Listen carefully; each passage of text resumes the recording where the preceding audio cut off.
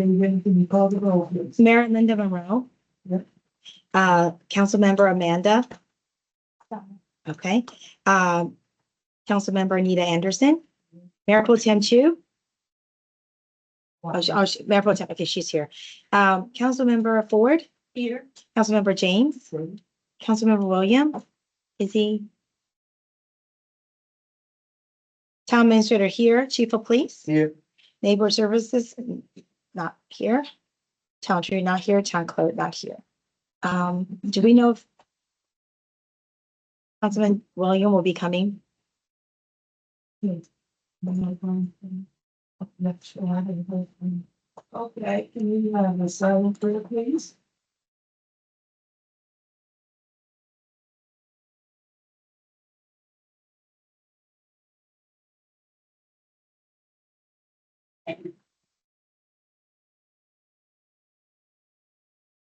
Pledge of allegiance.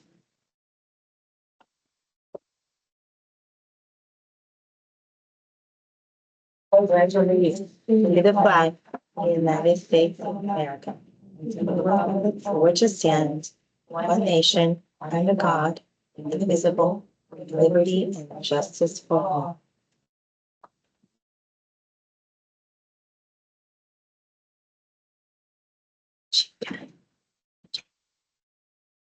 Okay, acknowledging the meeting minutes.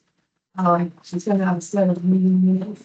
Yes, I did. And my apologies. I didn't send it out on Friday. I sent it out this morning, but I made hard copies for you as part of your packet.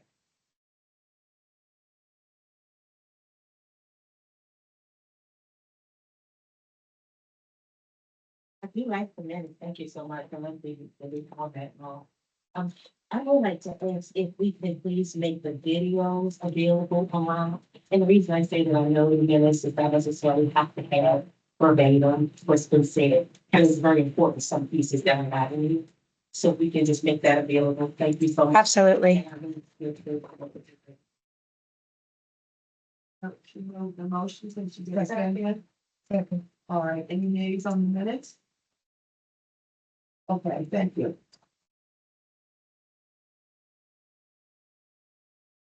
Turn approval of the agenda, please. Can I get somebody on the motion? I'm not going to time for agenda. Thank you, Dr. Manini. Can I get a second? Sure. Any nays? Thank you. Motion's been made to accept the agenda, majority vote. Thank you. Okay, the meeting rules, Ms. Red.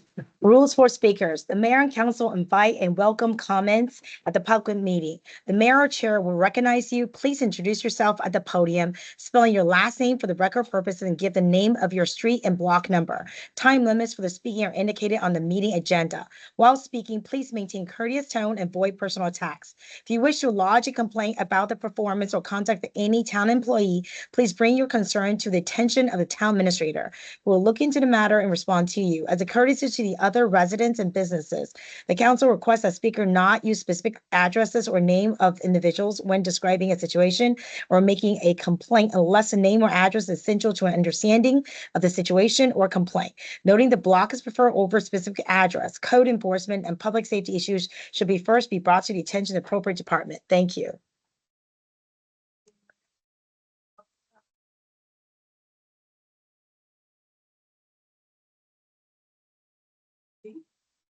I don't see anyone. Okay. Except for Roundtrees.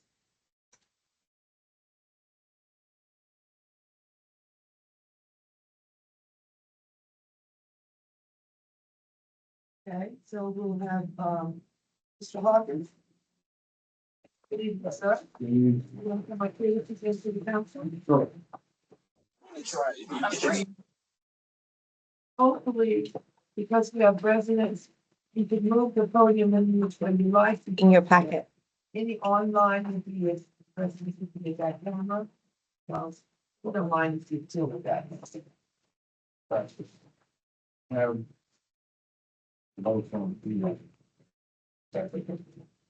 I've given them their packets as well.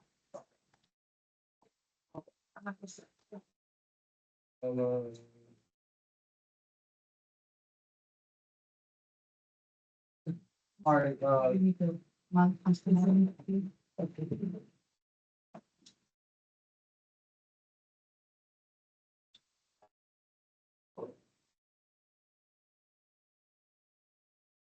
Hello.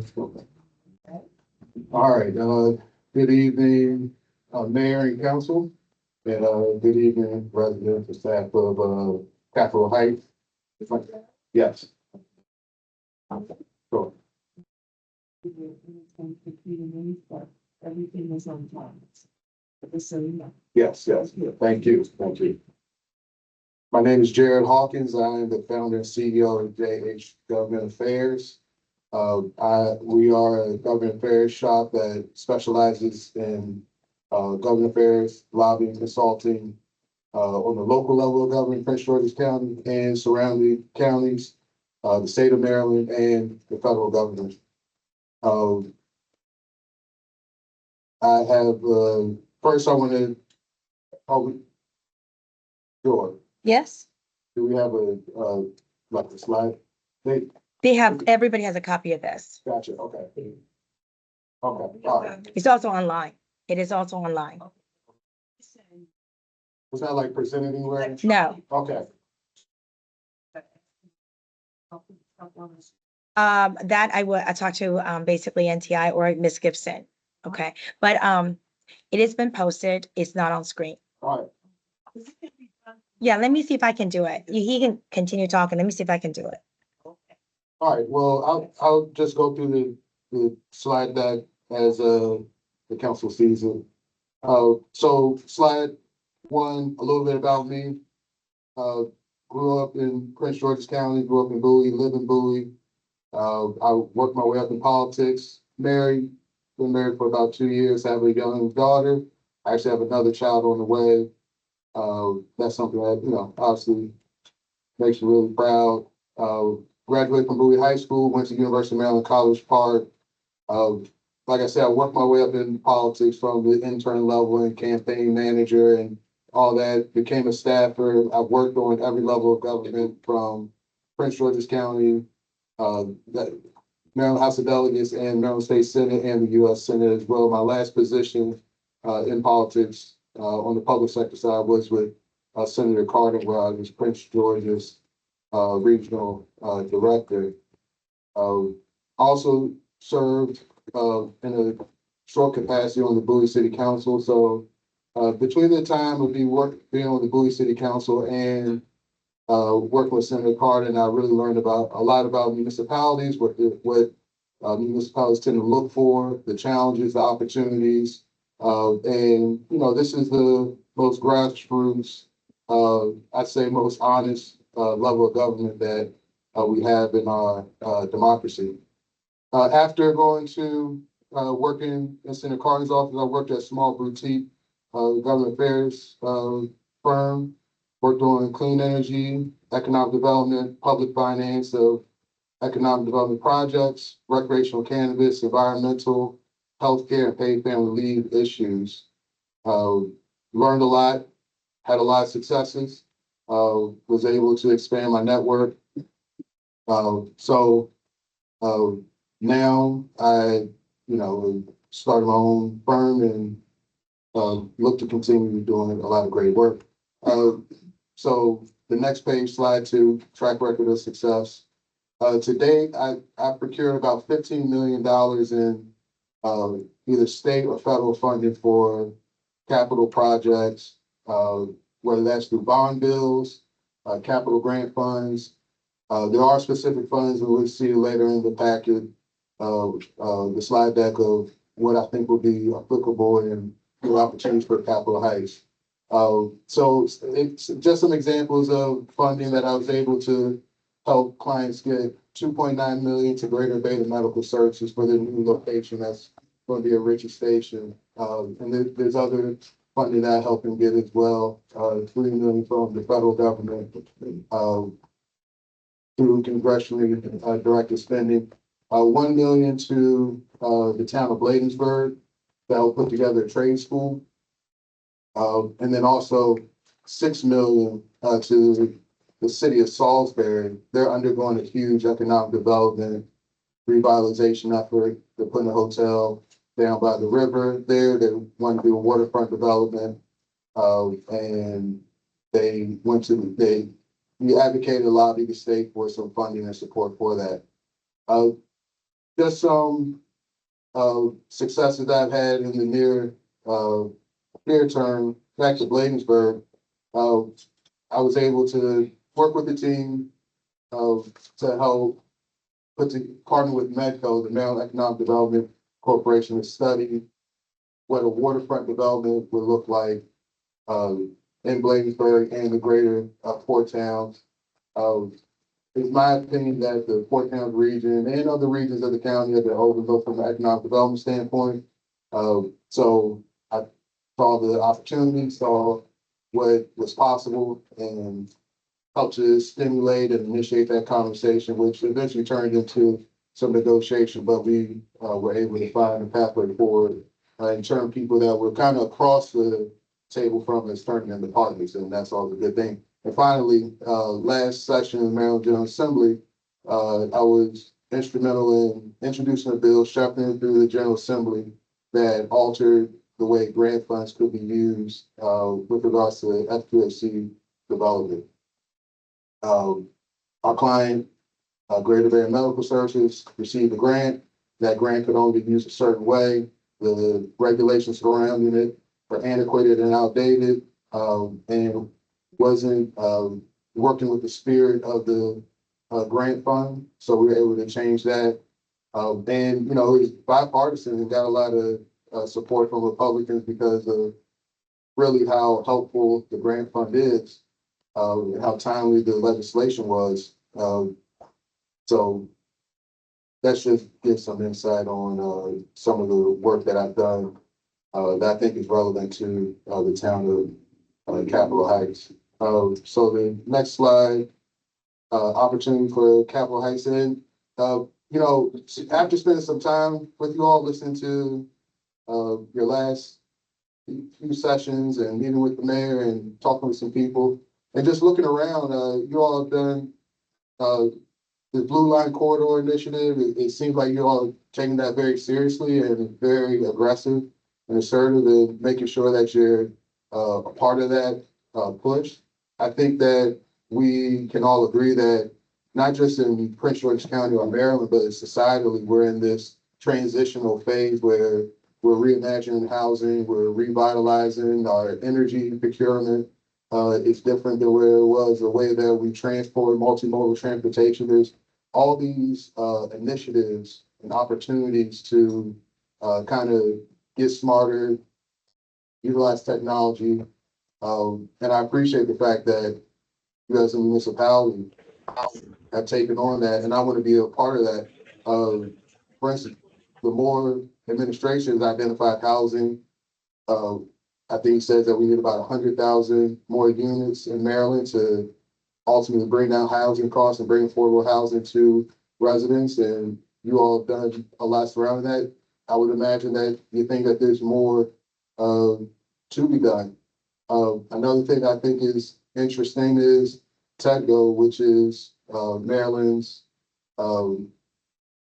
tech corporation. They influence and push tech-based economic development. There's a lot of stuff happening outside of the county or in certain parts of the county. I want to make sure that inside the Beltway and there's some form of equity and parity and resource and opportunity disbursement and allocation. So skilled manufacturing jobs, bringing the new companies and new jobs and new industry that we're seeing pop up all around the state, all around the region. I want to make sure that's coming to Prince George's County and to Capitol Heights. And I think that I can be a part of that. I can help that. Another thing that Joy and I actually talked about this, and this is something, there's actually a grant fund that could be very helpful. Homeowners, seniors that are struggling to make sure that their home is being kept up. There's opportunities with that. I want to make sure that Capitol Heights is, receiving the funds and they're able to support these homeowners that maybe a tree fell on their house or there's some type of issue, maybe the foundation's cracked, there's grant funds available for that. And then also, another opportunity, leveraging the annex land, you all are making progress on that. It seems like there's going to be some opportunity for you all to do some good work and, having funds and setting the stage for being able to attract the proper investment. I think that's where I can be helpful. Page 4. So, with tight budgets, federal uncertainty, we don't know where the federal government is. We understand that there's a deficit that every session that the General Assembly and the governor are going to have to address. Now is typically a time when entities hire lobbyists to, push for what may be a constrained pie of resources and funding. So I think that, that is something that, I would say that we should continue to we should push for. And I wanted to just go over a few of the grant opportunities on slide deck 5. I think there's 2 that really, I think should be interesting to you all. The National Capital Strategic Economic Development Fund was put together to fund inner beltway communities, specifically in Prince George and Montgomery County. Community development corporations, municipalities can utilize it for economic development purposes to help. It can be utilized for staffing. It can be utilized for making sure that projects that may not be feasible are feasible. It's been used a lot. It's a relatively new grant. But it's been used a lot in also the community legacy program, which, going back to my conversation with Joy, it can help stabilize single family home communities, older residents that may have trouble, they may be on a fixed income, they may have trouble with major repairs or landscaping that may, create some issues. We can go to the state, get those funds and allocate them in the right way. And then also Maryland Energy Administration grants can support sustainability and energy efficiency. Obviously, there's this large conversation about energy efficiency, clean energy, renewable deployment, all those things, and how to overall lower energy rates for not just residents, but for commercial and municipal buildings. So deck 5, that's deck 6. What does success look like? More continued grant funding, governmental partners in the region and on all levels of government. They clearly understand the town's legislative agenda, vision, and ready to be partners. Increase amenities and resources for residents. And, we would all agree that increases in the proper economic development enhances quality of life for everyone. Yeah. All right. Okay. All right. Well, I was going down to it right there. So thank you, and any questions?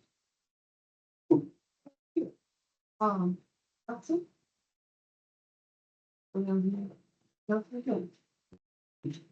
Sure. No questions. Thank you for your presentation. Sure. I appreciate how involved you all of the community. It's good to hear that is your heart and passion. I look forward to the process decision and we've incorporated some of our plans and considering the federal systems and some of those plans. So thank you again. Thank you. Thank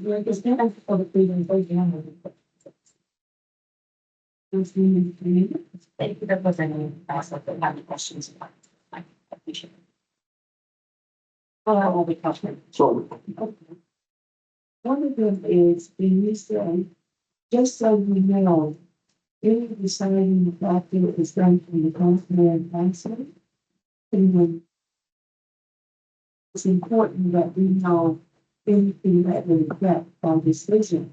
And I'm interested in you say, you keep saying, as I talk to you, what would you be talking about? If you haven't got to long or you haven't even considered it, you just put this to life. So I'm just interested in what was the most you told to you, then what are you talking about? Oh, yeah. So when we were here, when I was here last week, it was just casual conversation, just like I was talking with you all individually.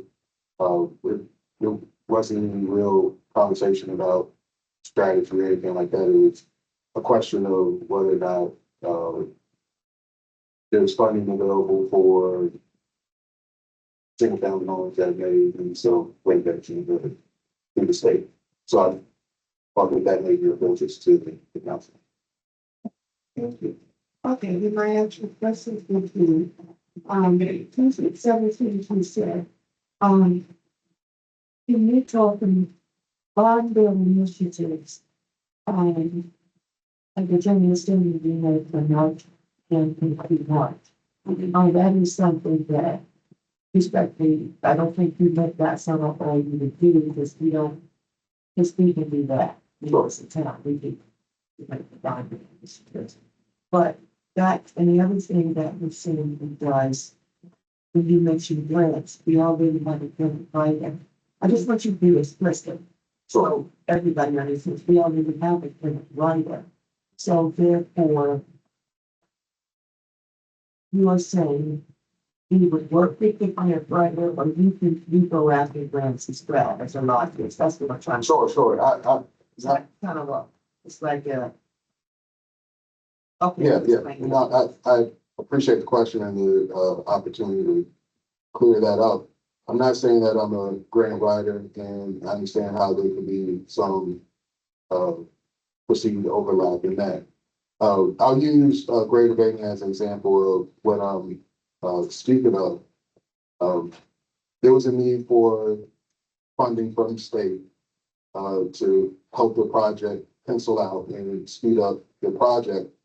Part of the legislative agenda was almost like a bond bill, was going to the General Assembly and basically earmarking in this funding into the budget, whether that's going to the governor's administration and have that conversation and lobbying and talking to the right people and making that happen, or going to the proper members of the Appropriations Committee or the Budget and Tax Committee and have those conversations and pushing that through, making sure it's in the budget, protecting the funding in the budget, and up until crossover day, and then after crossover, and making sure that it stays in. So it's a little bit different than writing a grant. Now, after that earmark occurs, you still have to apply to the grant to make sure that you're fit and, suitable to receive the grant. But when it's earmarked, it's essentially yours, given that you pass through all the you check all the boxes necessary. So that's it takes out some of the competitive nature of certain grants, and you can't do it for all of them, but you can do for some. So hopefully that answers the question.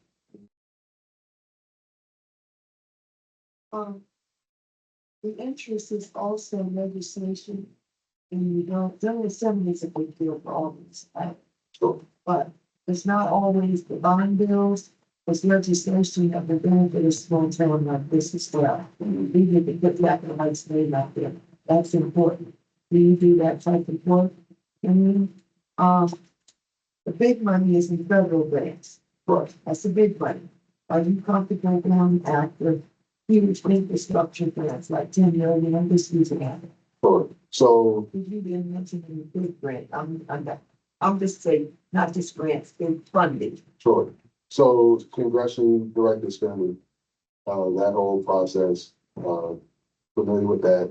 I've had successes in procuring those funds, and some of those funds go from $50,000 up to 50 million, depending on who you are, what you're trying to accomplish. I'm not just a lobbyist that goes and gets grant money. I have a track record and successes in passing legislation, quite honestly, killing legislation, amending legislation, in a way that, you know, can turn the bill to something that my client would be, you know, supportive of, testifying on bills, drafting legislation. So if we see an issue and the town says, hey, we need to introduce a bill, from the, the concept portion all the way to the bill signing, I'm with you every step of the way. Thank you so much. I'll just, give a caveat on it. One of the big deals that when I say a lobbyist was up in the legislation, we're aggressively pursuing legalization. All municipalities are not discussing. So as a lobbyist, we would hope that you or whoever feels comfortable if we need a lobbyist to go up there and fight for us, you know, when it comes to something like that. But thank you so much, sir. Very good. Thank you. Oh, did you, give a package to TA with about your costing and everything that you can review? I have it out. Yeah. Okay. Public, post.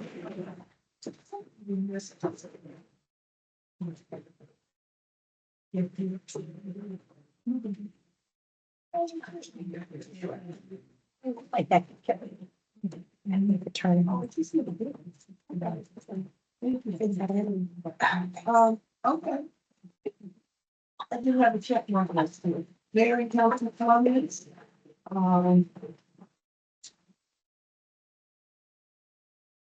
So we're doing standing committee reports. Standing committee reports, yeah. So we have, mayor and council reports first, okay. So, Councilman Jarryd, you want to say anything? Yes, I just like to say that, the Boy Scouts Pack 7777 I had a very successful weekend this weekend. We participated with the initiative to make Capitol Heights a more sustainable community. We painted storm lane and the kids had fun. They earned 3 hours towards their community service college. And it was just a very happy time for us this weekend.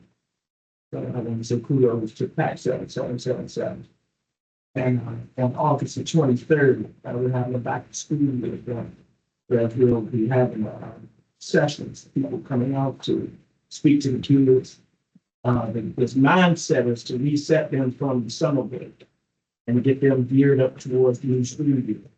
So I'll be having speakers talking about habits, spending habits, town management, anger management, cyberbullying, just naming a few topics that and backpacks will be given away after the event and food lunch will be done.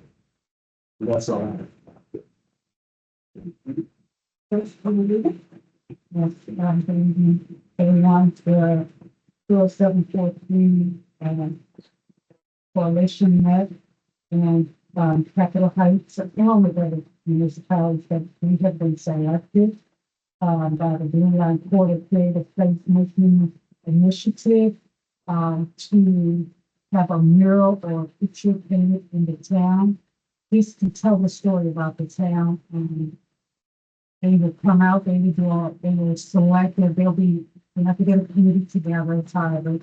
There'll be a selection, we're gonna ask residents to be a part of this and decide on what type of mural or picture you want painted on a property that actually belongs to the town. Like, for example, the side of the police department or the side of this building that we're not going to be renovating. And just to tell the story, one of my examples that I put up is that it's going to also depend on the residents and putting is to tell the story of where the town came from and where we are today, how the town used to look and bring it up there, where we had white, black, brown people in the community coming together, joining together and being united together as one.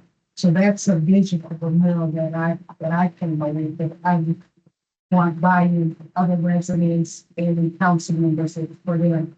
And I'm very proud that they selected us first to be a part of this initiative, which is a good thing for us.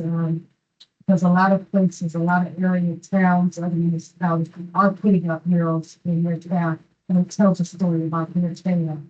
So this is what we want to do, so people ride through here that see it for you. And, that's it as far as council report. Other than I am working on, a code enforcement, and then that's, I'm not bringing that up today. That's it.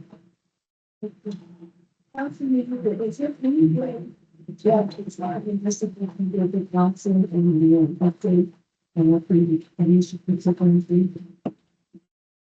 That is, it's going to be what's going to be done. But there's no one making the road, it's so that the rest of this, if you can have the body. And it was the blue line for the people, so that the rest of everything, that for the issue. So I look at it, a big thing for us, we just selected out of the other two. Look at this meeting, but there's no information at this time, but we are working on the rules, SOPs and everything, it's been coming, all the municipalities from September. Because I was letting these out of the board.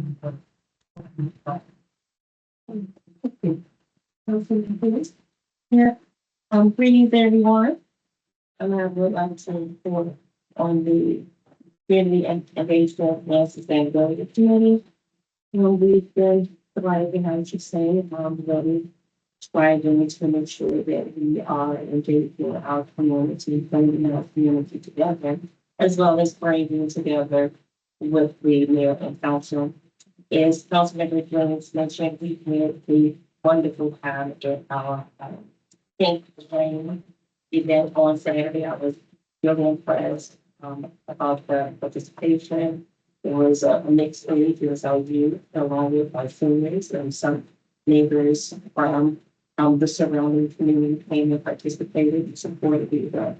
So I am pleased about that, and I do appreciate Councilman Jones and the Boy Scouts.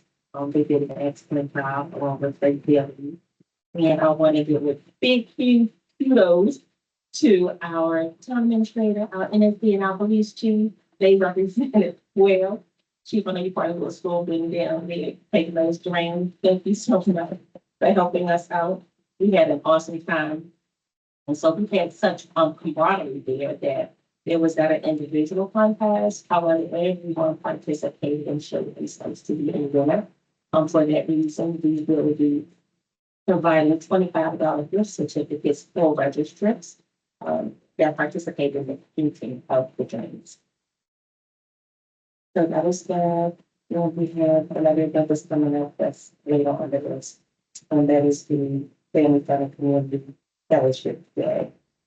And that will be held on this second of August from 1 to 5, with the manager that will be on the agenda. And let's talk about the sidewalks. I'm sorry, that's not so cute, the crosswalks. The crosswalk. So the crosswalk initiative that was approved in early part of the year. So we do have estimates. Thank you today. That's what like for getting those estimates, and hopefully we will begin phase one as soon as possible. And there are 4 phases. Phase 1 will be what include JV, will include the streets between JV and Ocean for Avenue. So that will be from Tunic to Atkins. And then phase 2 would be Rollins, even though Rollins is a state street, it will be the street in between Rollins and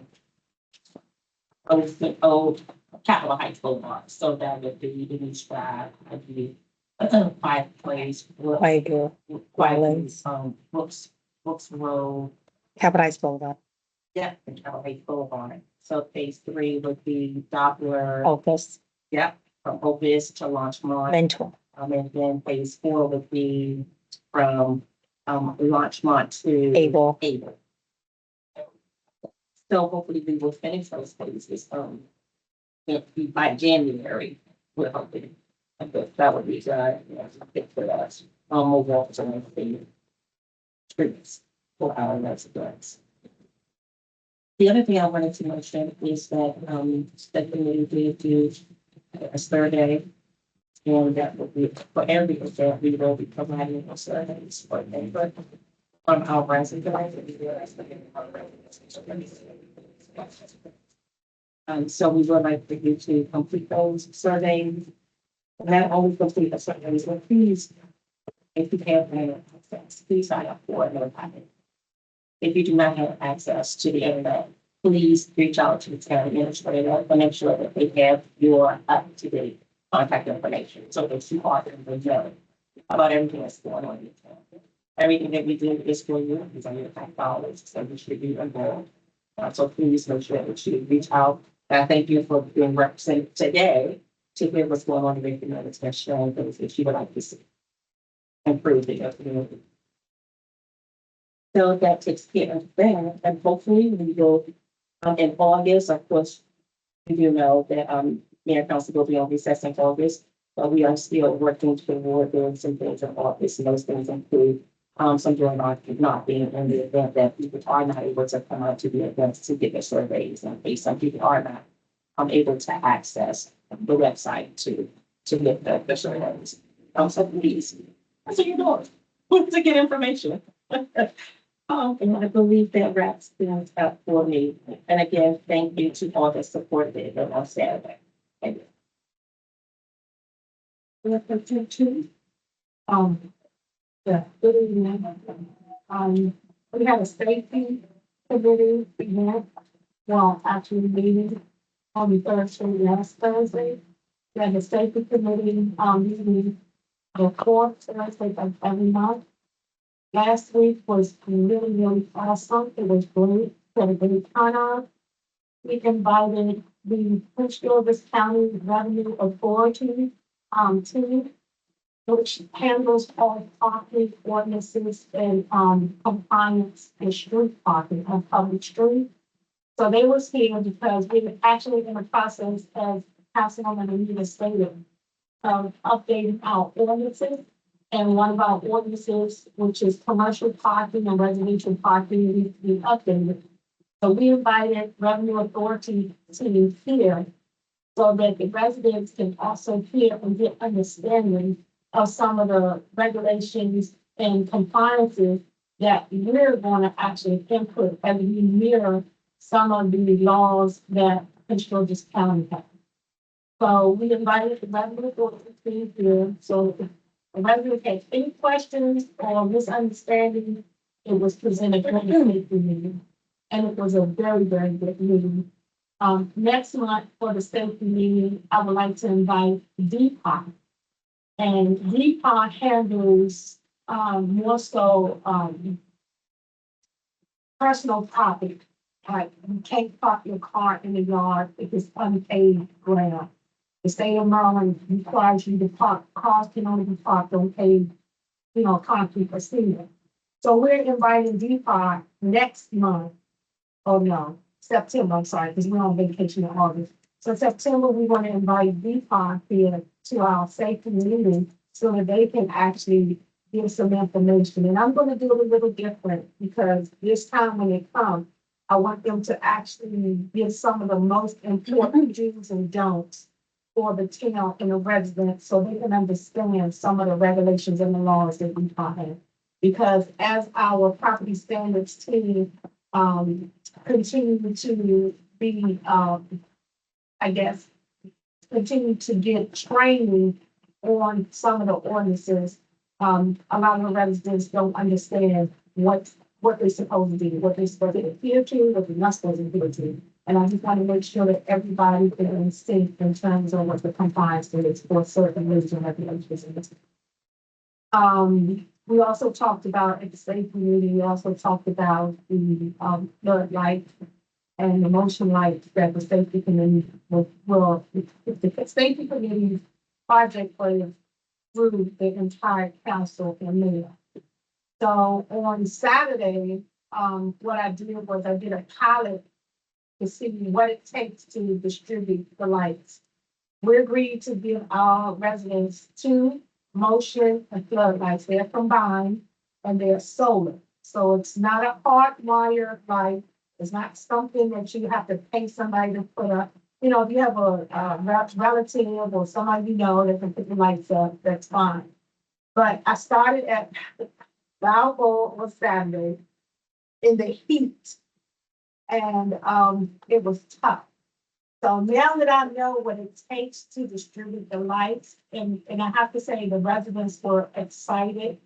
And it was very good to speak to the residents because the residents who can't come to the meeting, they actually voiced some concerns in the neighborhood that they had. So, and that was very grateful, and I did take notes there.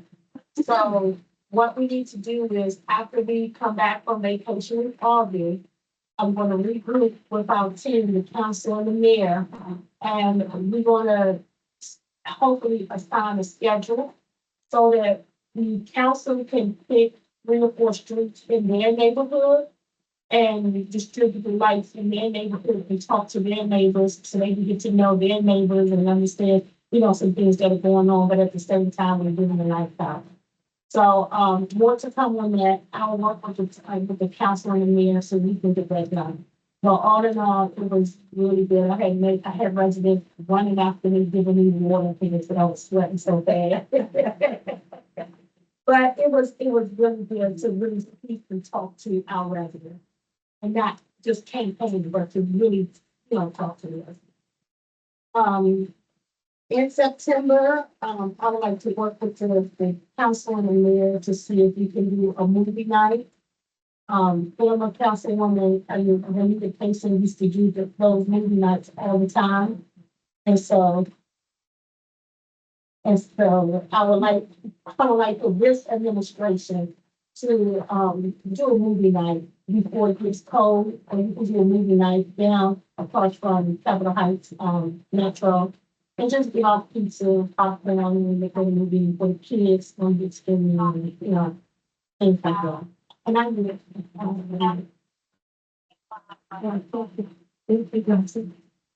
I'll just do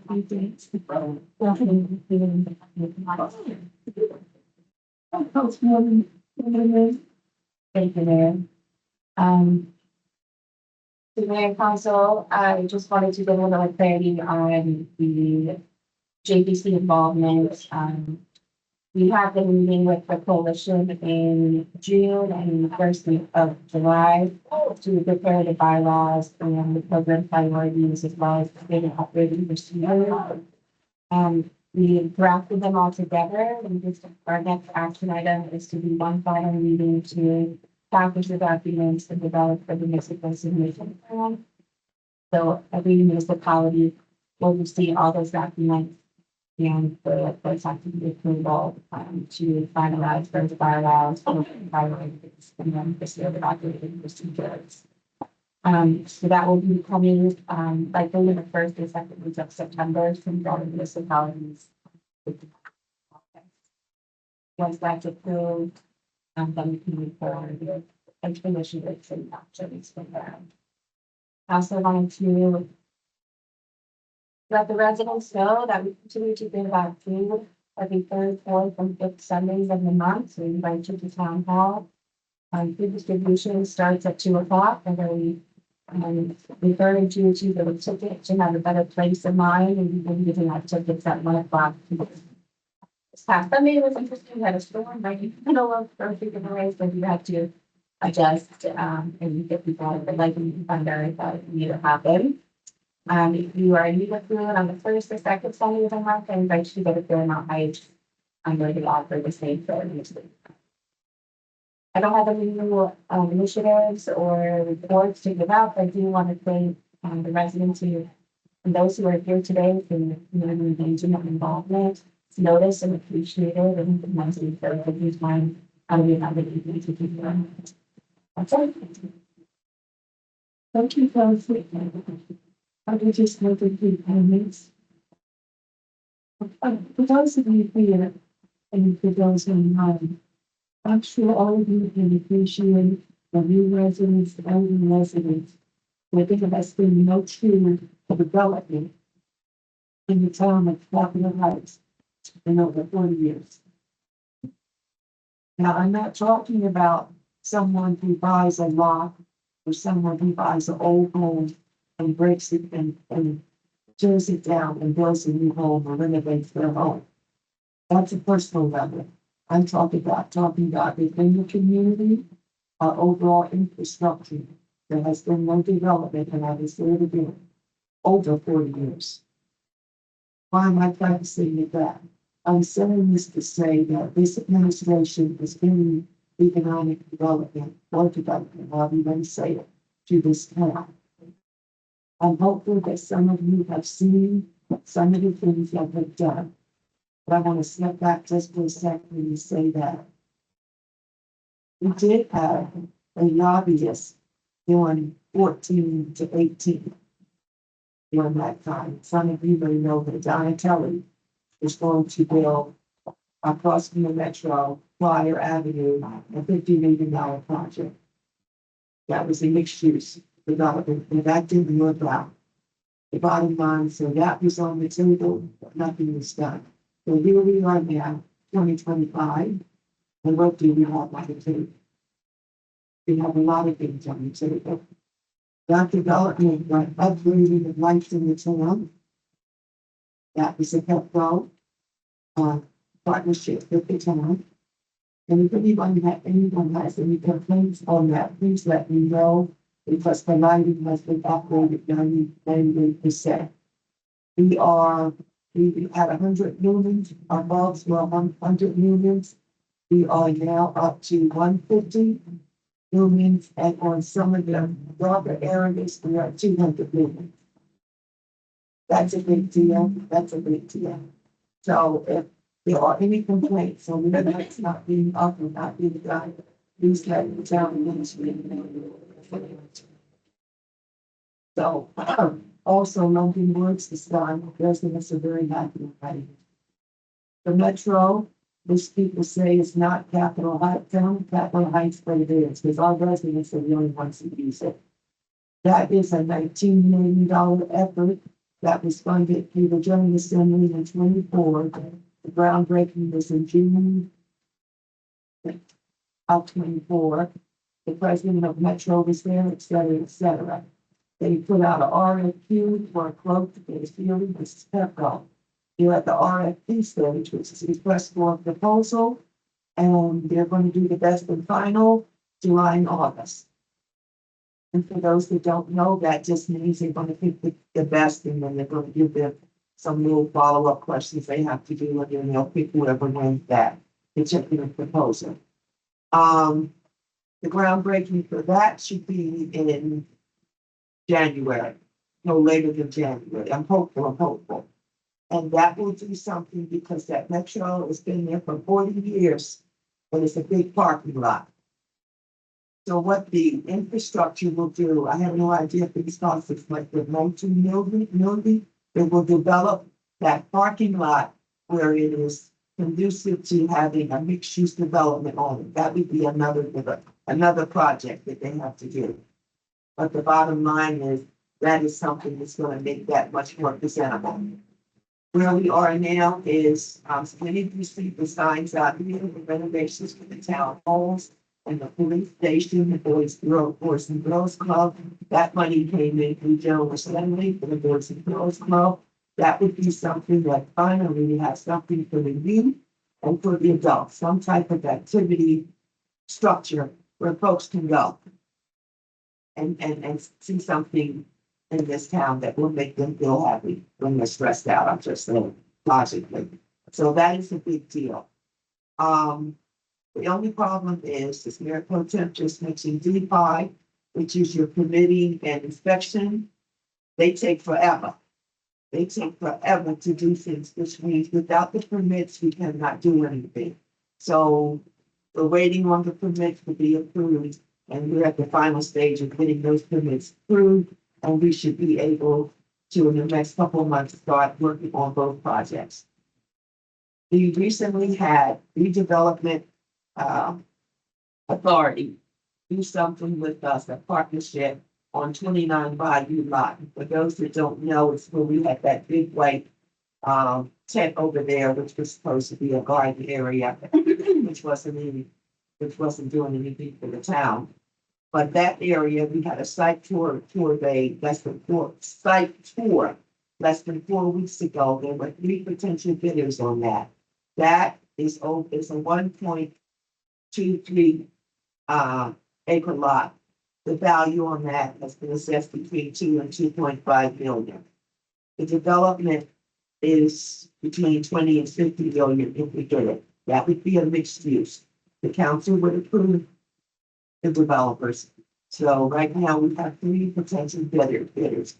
That is a good look because there's so many things that the medical facility, whatever. This is going to be part commercial. That is something that we would have the charrettes, the renderings, where the residents would come in, tell us what they want. You tell us what you want, and then we tell the developers. That's how it generally works. So that's, I'm saying, oh, happy day to that one. And there's one more thing I did want to mention.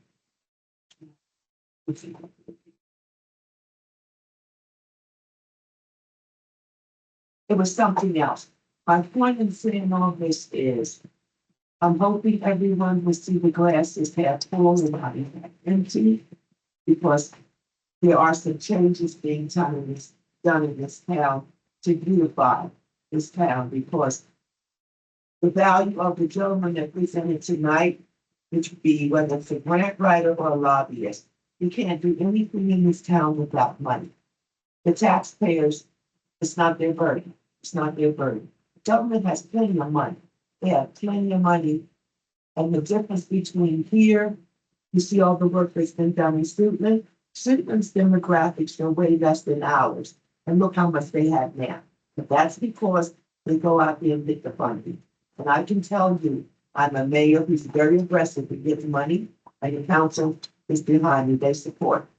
And so I'm just saying, don't give up on us. Don't give up on this team, because we are trying to make some changes in this town. Thank you. I mean, maybe like for another, yes, ma'am. But the police video, I didn't even share with you all the really open days for the community engagement sustainability care. We meet on the second Thursday at 7 o'clock and on the fourth Friday at 1:15. With including additional meeting time to accommodate those who have they are available during the time and working. So we want to make sure that we also include our staff and what it is we're doing. Also, we want to mention the Toastmasters. Toastmasters meet on the second and fourth Sunday virtually. So if you are interested in participating, please reach out to, you can reach out to me. I'll also have information shortly for you an email, or so you can reach out and try to find out the virtual link.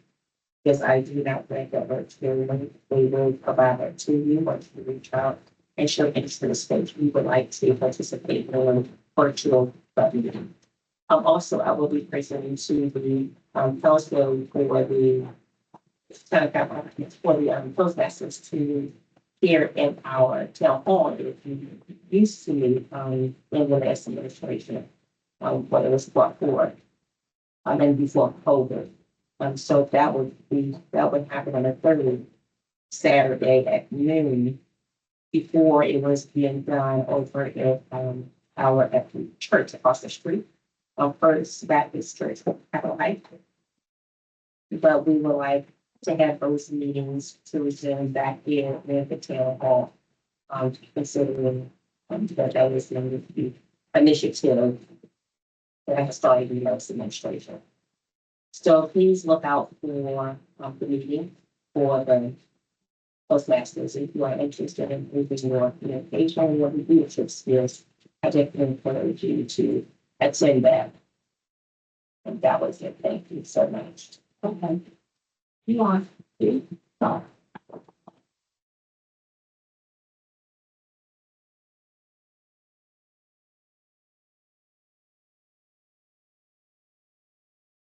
Good evening, Mayor, Council. Thank you I have two gentlemen here. Last safety meeting, I told you guys that I only have 6 officers, including myself in town of Capital. And we are welcoming 2 new members to join the police department. And, I'm gonna ask each one of them to come over here, tell us something about themselves or the music and the concert. Moomin Ashanti, the former Fairfax Sheriff's Department. He served 5 years for Fairfax. And, he's going to be a great asset to the town of Capital High with a lot of experience. And I want him to serve people into the mayor council. So happy. Happy to be here.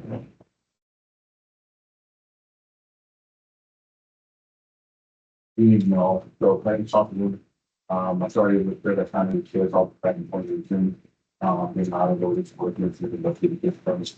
While I work medicine. Yeah,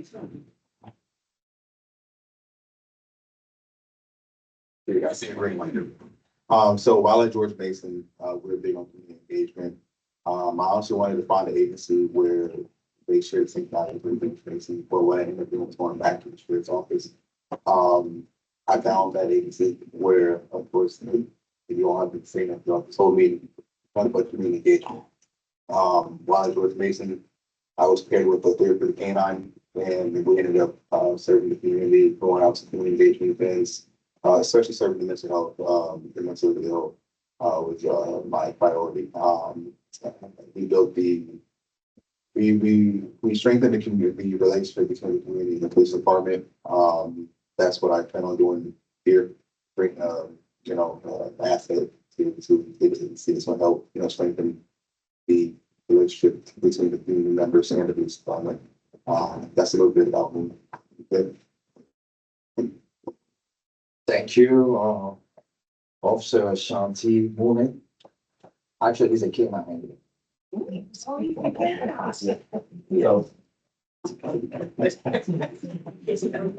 I did forget to mention, so yes, it is already been approved by the director of Canine for Warriors. Canine will be, coming to the town of Pepper. There, so, we will be attending all the community engagement events. So, yeah. thank you, sir.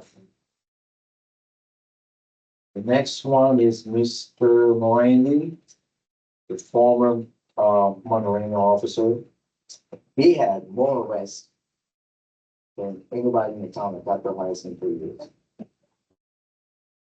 42 arrests, 34 DUI in the whole state of Maryland. Good for the highest ranking. Come on now, sir.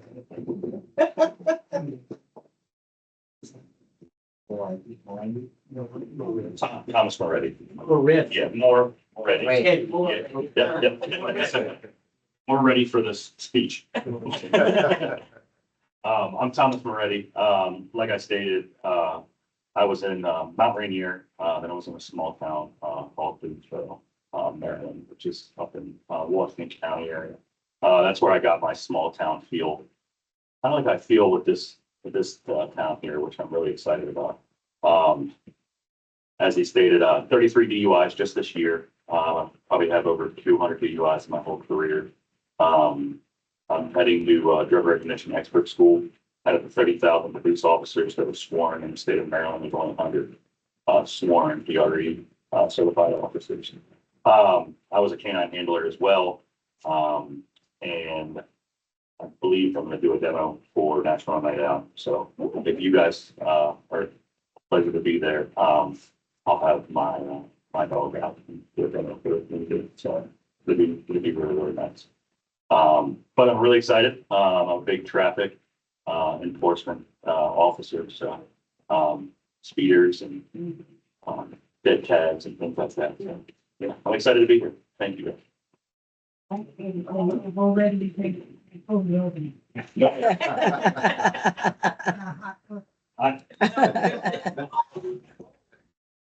Just say hey and pass it. August fifth is National Nights Out. Want the communities to come out. We're gonna have food, music, face painting, canine dogs. It's gonna be a fun day for the community. And, fireworks on this one. Yes. Thank you, man.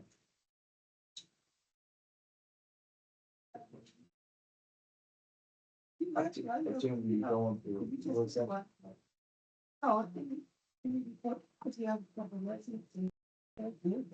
It's okay. Oh, sis, the racing sector.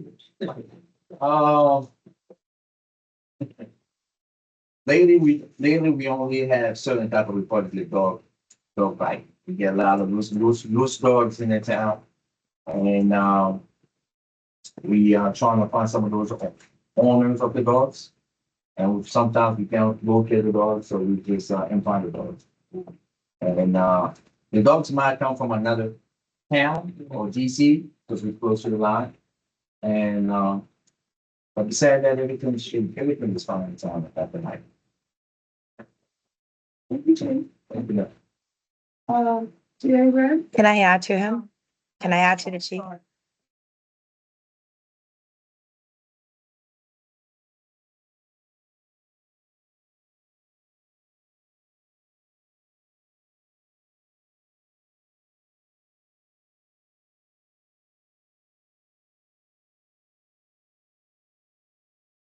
I'll see the written reports from, the CPA, the written reports from the chief, or the written reports from MSD. And I just think it's really imperative that we can, I'm sorry. For the month, this month? Yes. Okay, because I'm just saying this because it's really important that we have written reports because in the past, from a legal perspective, when we had to obtain legal documents, it was very embarrassing as counsel going into a legal office with minimum reports and minimum documentation. And I just ask that for our monthly reports, and we do give our monthly reports, that we do have them, and we have them stored and archived in our short scan document. Because, and I'm not exaggerating, it was very embarrassing for us to go into a law firm without complete documentations. So we have meetings every month, and there should be written reports every month. And if there's any instance where we have to go back and check a report, we should be able to go into our system and in our records and get a copy of that report. And I just ask that we have written reports, at least I think once a month. So this is our second meeting. I do apologize. We did present them the first Monday, the first public session of the month. But I request that we have a written report. And I do. Councilmember Miller? Councilwoman? Thank you, Chief. I do have a quick question. Can you just remind myself and residents department-wide, at this point, how many officers do you have and what ranks do you have in the department? Yes, ma'am. For me, all the way down, 6 officers, not including the 2-1 that was here. And, the chief of police, after myself is, the sergeant. And, a corporal. And 3 officers. That's the total officer that we have in the department currently. And the 2 new ones that are coming on board? The 2 new one, Moomin gonna be a PO, police officers. But Morelli gonna be a PFC. Or private first class officer. Oh. Thank you. I appreciate it. No problem. Chief, anything else?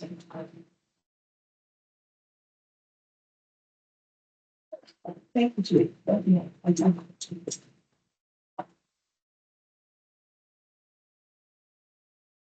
I safeguarding down documents as regards to information.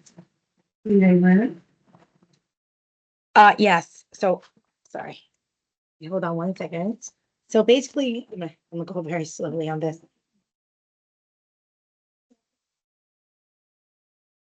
Yes, please.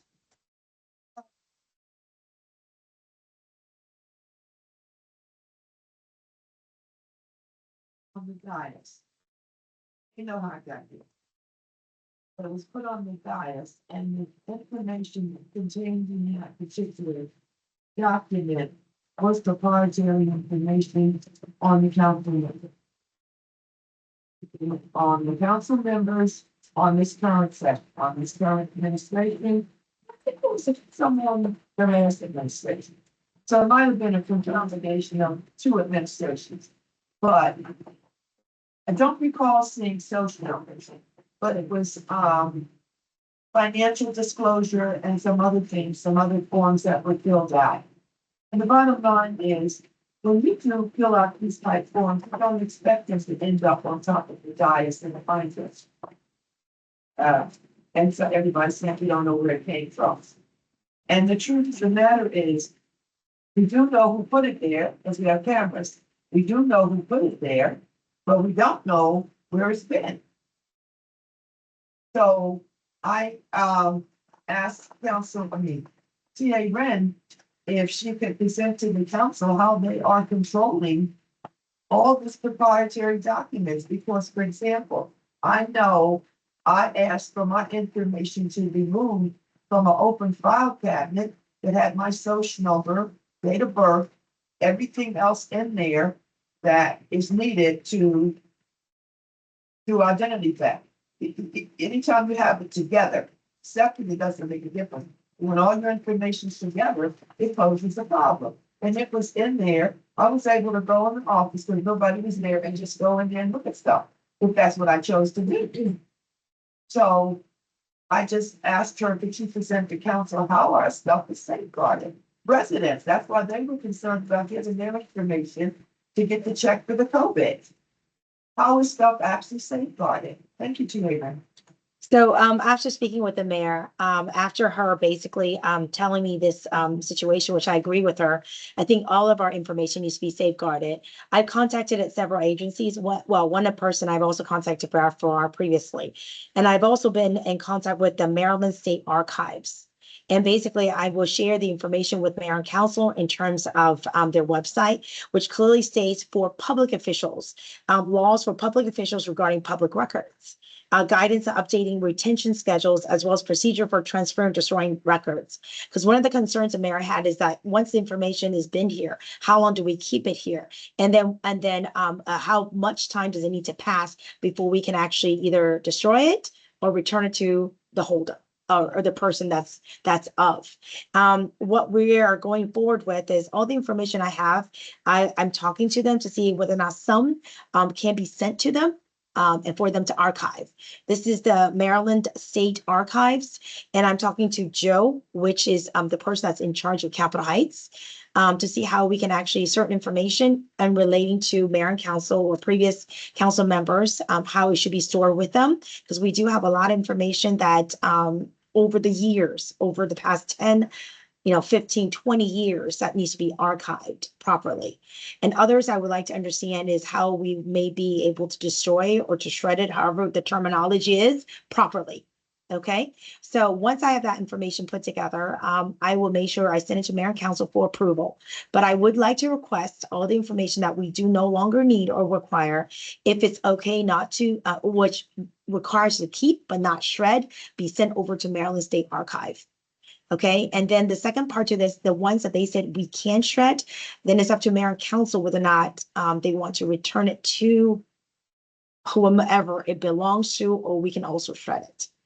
Whatever the decision is by this administration. The information we currently have, any personnel information, is locked up in the HR's office and my office in the cabinets. And then any other information, especially regarding to personnel information, so regarding to payroll and so forth and so on, anything that has social on it. Now, there are places that we, for example, our storage that may have documents that relates to personal information that we would have to look through and ensure that they're privately or protected. And the ones that are not protected or then it will be protected. So the bottom line is very simple. I will work with Maryland State Archive to ensure whatever needs to be archived is archived. And whatever can be shredded will be shredded. Whatever can be returned will be returned going forward. I can't speak for people prior to myself, but going forward, that's what we're going to do. and all the information, including current, future employees and mayor and council, are locked up. And there are cameras. And what we're also gonna do is on my ATA is on the line right now. Every 2 weeks or even closer to that, we will look at all the cameras, because please do remember, we have cameras throughout this building, downstairs and upstairs. And we will look through those cameras to check, to make sure that everything is being properly safeguarded. And that's it.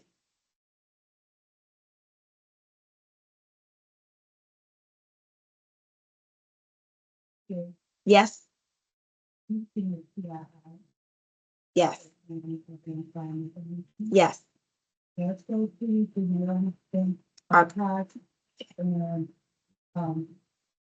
we have to hold on to it here. I think it's 5 to 7 years after the 7th year, depending on what it is. Okay. It goes to there, Okay, to be stored. Federal government, we don't give it, like, bank statements or bank documents. We don't give that back to the individual. okay, We send it to the national Okay. archives. okay, So, I don't know if it's different, maybe because of the municipality. I mean, generally that you are part of it, we'll be able to confirm that with you. Like I shared with someone else earlier, a couple weeks ago, it's information that was shared, should that have been shared, not even for us to look at, because of that. of course, Yeah, I, you know, of course. reading some of that stuff, that's a number. Because when I saw it, I spoke to them. Because it was, we can get in trouble as a child for exposing that information. Okay, And it's individuals, because you're not supposed to see it. So, yes, the National Archives, because I do this every day. okay, And just stuff, and I also would say you all need to get a redaction bill. mhm, Once stuff is been given yes, to you all for files or whatever, or Yes. the process, redact PII out. mhm, That also helps covers us in all aspects.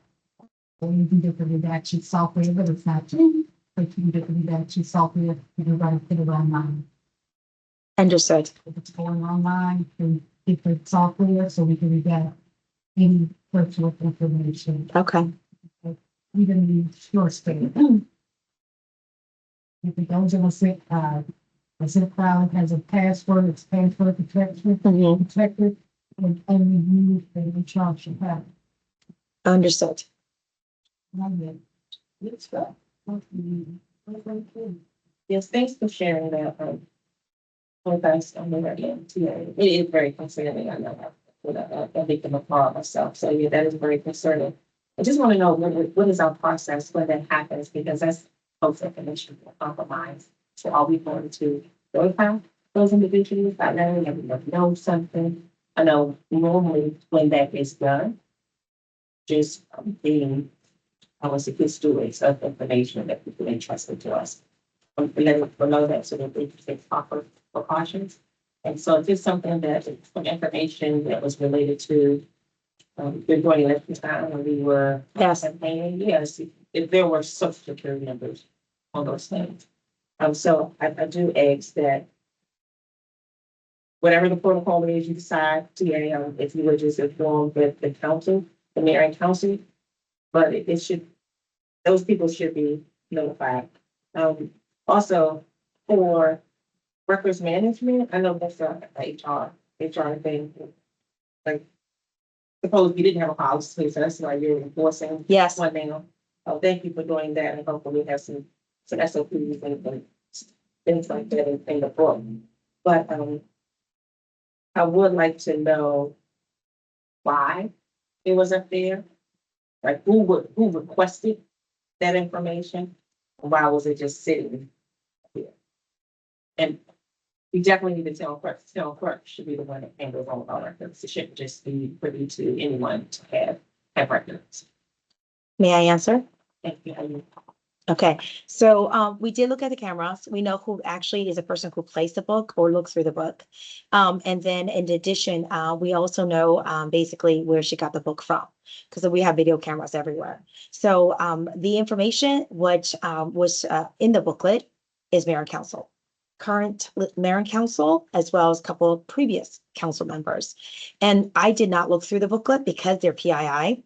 What I would like to do is individuals who basically the names were in the book, I'd rather have that person look at their own information because I think that's the best way to safeguard it. So for example, I'm gonna give an example. My name was in there. I'd rather be giving myself that to look at to make sure there's no information that's in there that I couldn't or didn't want to share. Because I think for me or anyone, including HR, to look through that, it's kind of like right there is a violation of other people's PII. Does that make sense? So that's what I plan to do. That book was, it was placed on a desk and on the dais.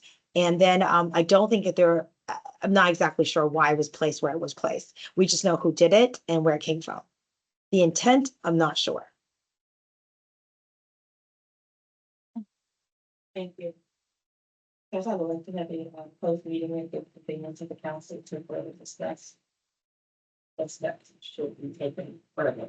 Sure. Thank you. Okay. Anybody else? Okay. This is definitely good report. This will be, state council. Thankfully, Mr. Williams, social security numbers not here, and someone may say, what's this is social security number? That is your, that's your identity. I don't know if people realize that, because I've been a good club identity theft. That is your identity. It's just like you put a name or a tag on somebody. That is your identity as a resident of the United States. That's your identity. And even if you go to a doctor's office, anywhere you go now, they only ask for the last four. That's how they don't ask for the last four. So I'm just saying that to say, when I went and I saw my social security number in a drawer, file drawer that I just could open, that is a problem. That's a serious problem for me. So we need to be concerned. Also, there are personnel records, unless I'm wrong, in the storage bins. You have boxes and boxes and boxes of files from on people in the storage bin.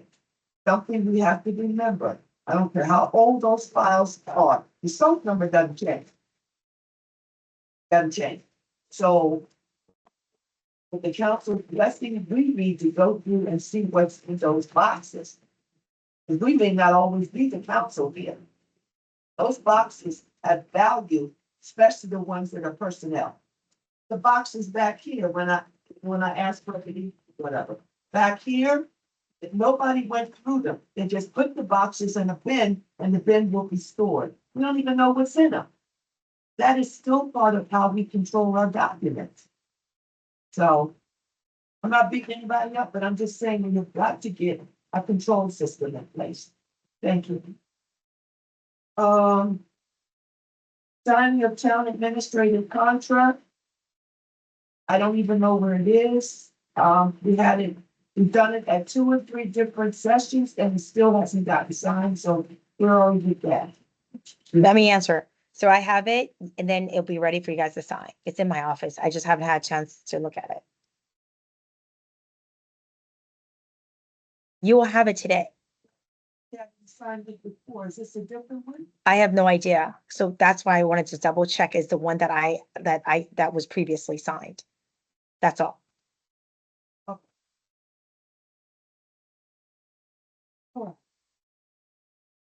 What you up?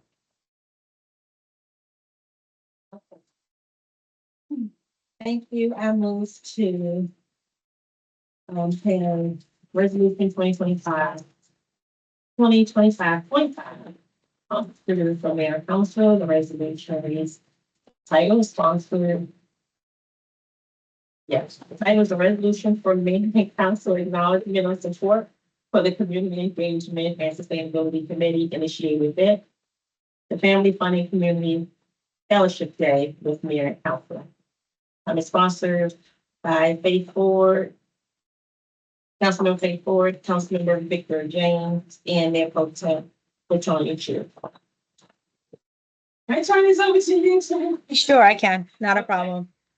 I feel So, a resolution, for mayor and council acknowledgement and support for the community, engagement, sustainability, as long as I don't have to move my head. Committee, CESC initiated event, the Family Fun and Community Fellowship Day with mayor and council.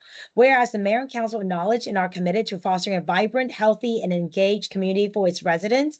And whereas the mayor and council support the Town of Capitol Heights Community Engagement and Sustainability Committee, CESC, as it partners with Together We Can, TWC, to present a family fun and community fellowship day with mayor and council. And whereas the CESC was formally established by resolution 2025-07, reflecting the mayor and council's understanding that communication and collaboration between town government and residents are essential for a more productive and vibrant community, with the core commission to encourage community spirit, advocate for improving the town's quality of life, and promote sustainable living. And whereas TWC, established in 2019, is a dedicated organization focused on community advocacy and empowerment, striving to bridge critical gaps and foster positive change within the community. TWC actually provides services and makes available, including organizing food and clothing drives, raise awareness about domestic violence, and amplify the voice of youth, all driven by their belief that together we can accomplish a lot of dreams and goals.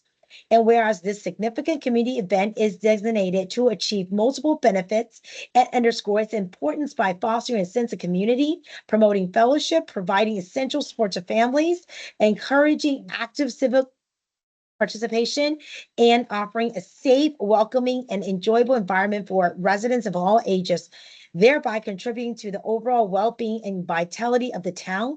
And whereas the town of Capitol Heights is deeply committed to ensuring accessibility and support for all its residents, including those with disabilities, actively factoring those considerations into the planning and execution of its events, and striving to be equipped to provide comprehensive accessibility going forward, all in alignment with the principles of disability support and accessibility.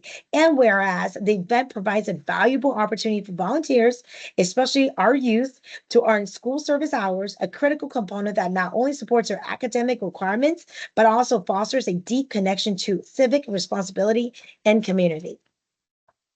Building a community building, thereby directly aligning with the CESC's mission to promote civic participation, improve the overall well-being and future vitality of the town. And whereas the mayor and council recognize the diligent effort of the CESC in planning and executing initiatives that directly benefit the welfare and social cohesion of the town of Capitol Heights. Now, therefore, be it resolved by the mayor and council of the town of Capitol Heights that the Family Fun and Community Fellowship Day with Mayor and Council event scheduled for Saturday, August the 2nd, 2025, from 1 p.m. to 5 p.m. and located across from the Capitol Heights Metro Station on Bay Street and Capitol Heights Boulevard is hereby fully supported and endorsed by the town. And be it further resolved that the mayor and council encourage all residents, families, and community stakeholders to attend and participate in this enriching family fun and community day with the mayor and council event. And be it further resolved that the mayor and council encourage to attend and sponsor elements of the family fun and community day with mayor and council event. And be it further resolved, TWC shall sponsor and coordinate the DJ music, food, and useful resources for the event. And be it further resolved that the CESC shall sponsor and coordinate the refreshments, community fun activities, door prizes, and giveaway for the event within allocated resources from the CESC budget line item and Councilmember Faith Ford's discretionary budget line item.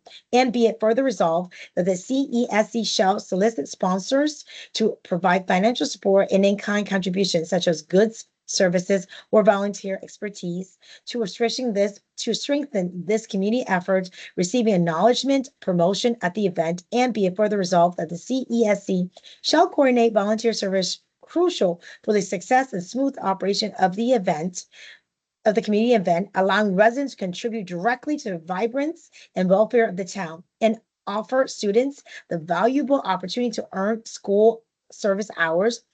This direct involvement strengthens community bonds and reflects the spirit of civic responsibility that the CESC seeks to foster.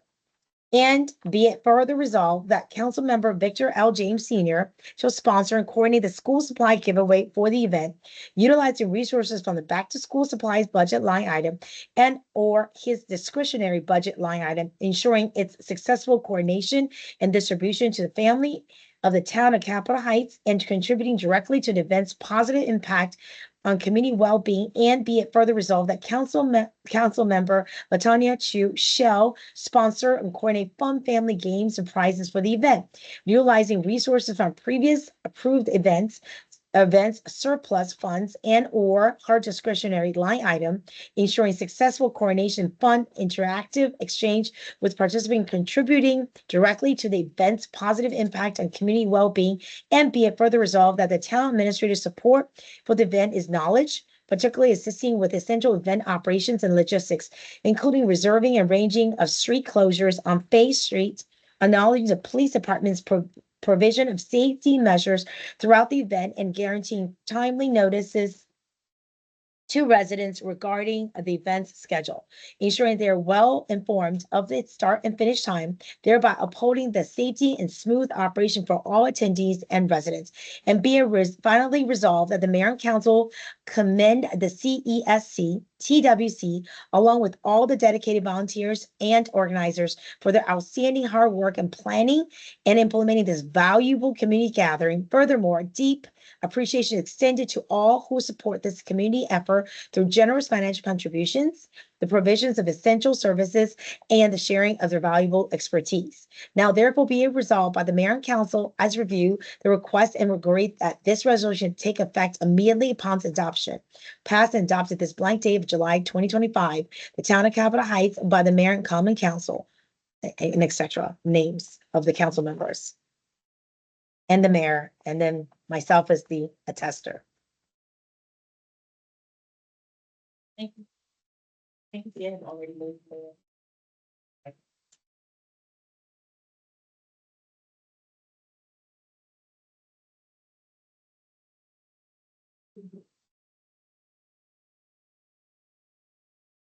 In order to do the comments, want to see like maybe the second. You'll open the floor. Okay. Now the floor is open. Okay, that's good. Now, that's my meeting. Okay, thank you, ma'am, and thank you. Councilman, for together. Looking forward to seeing you there. One thing you said, a closed drive away. I mean, it's going to be new clothes, different used clothes, and then wherever they're coming from. Or do you need people to donate for that? Second of all, will be the school supply giveaway. So when we heard Councilman James said he's also having a back to school backpack giveaway as well. And you all did keep records of who got supplies of this and that.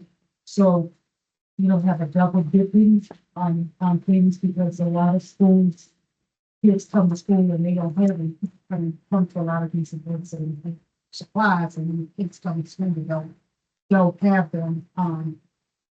So that is another concern since, and will the supplies be only for the town of Capitol Heights residents to receive since we are using town funds?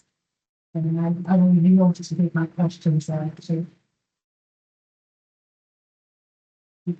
Yes, so it doesn't say on here anyway, but we left that, any, for any clothing. It said whereas that's that they provide those services, and that is a part of the information sharing. Initiative through the community engagement sustainability committee. And for that is, if that's not happening at this event, that is not playing out at this event, that is another quarterly event that will be taking place. However, Councilman James is coordinating the back to school event and back to school supplies. However, as we normally do, we would have a registration table, and we do have registration forms out there for the event.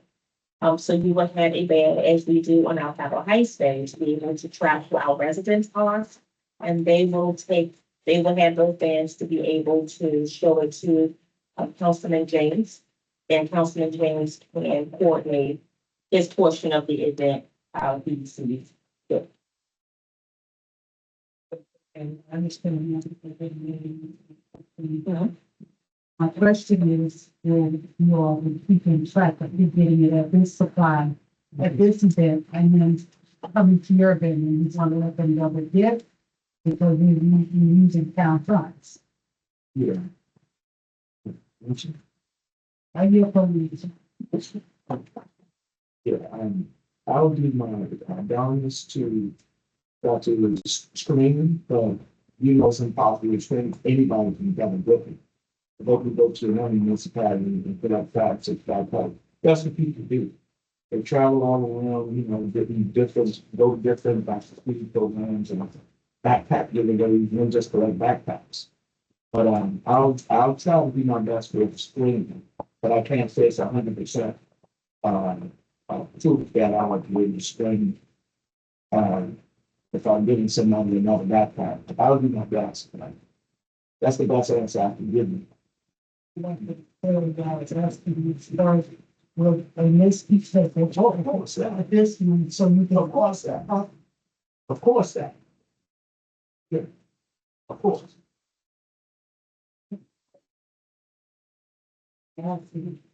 Okay, and they speak to them, but they see that, as well as you can cross reference at your other, I understand people go to other municipalities or areas. Of course, You're saying this for 2 events. Of course. So they're not double dipping Of course. in the town. of course. Thank you. You will. Can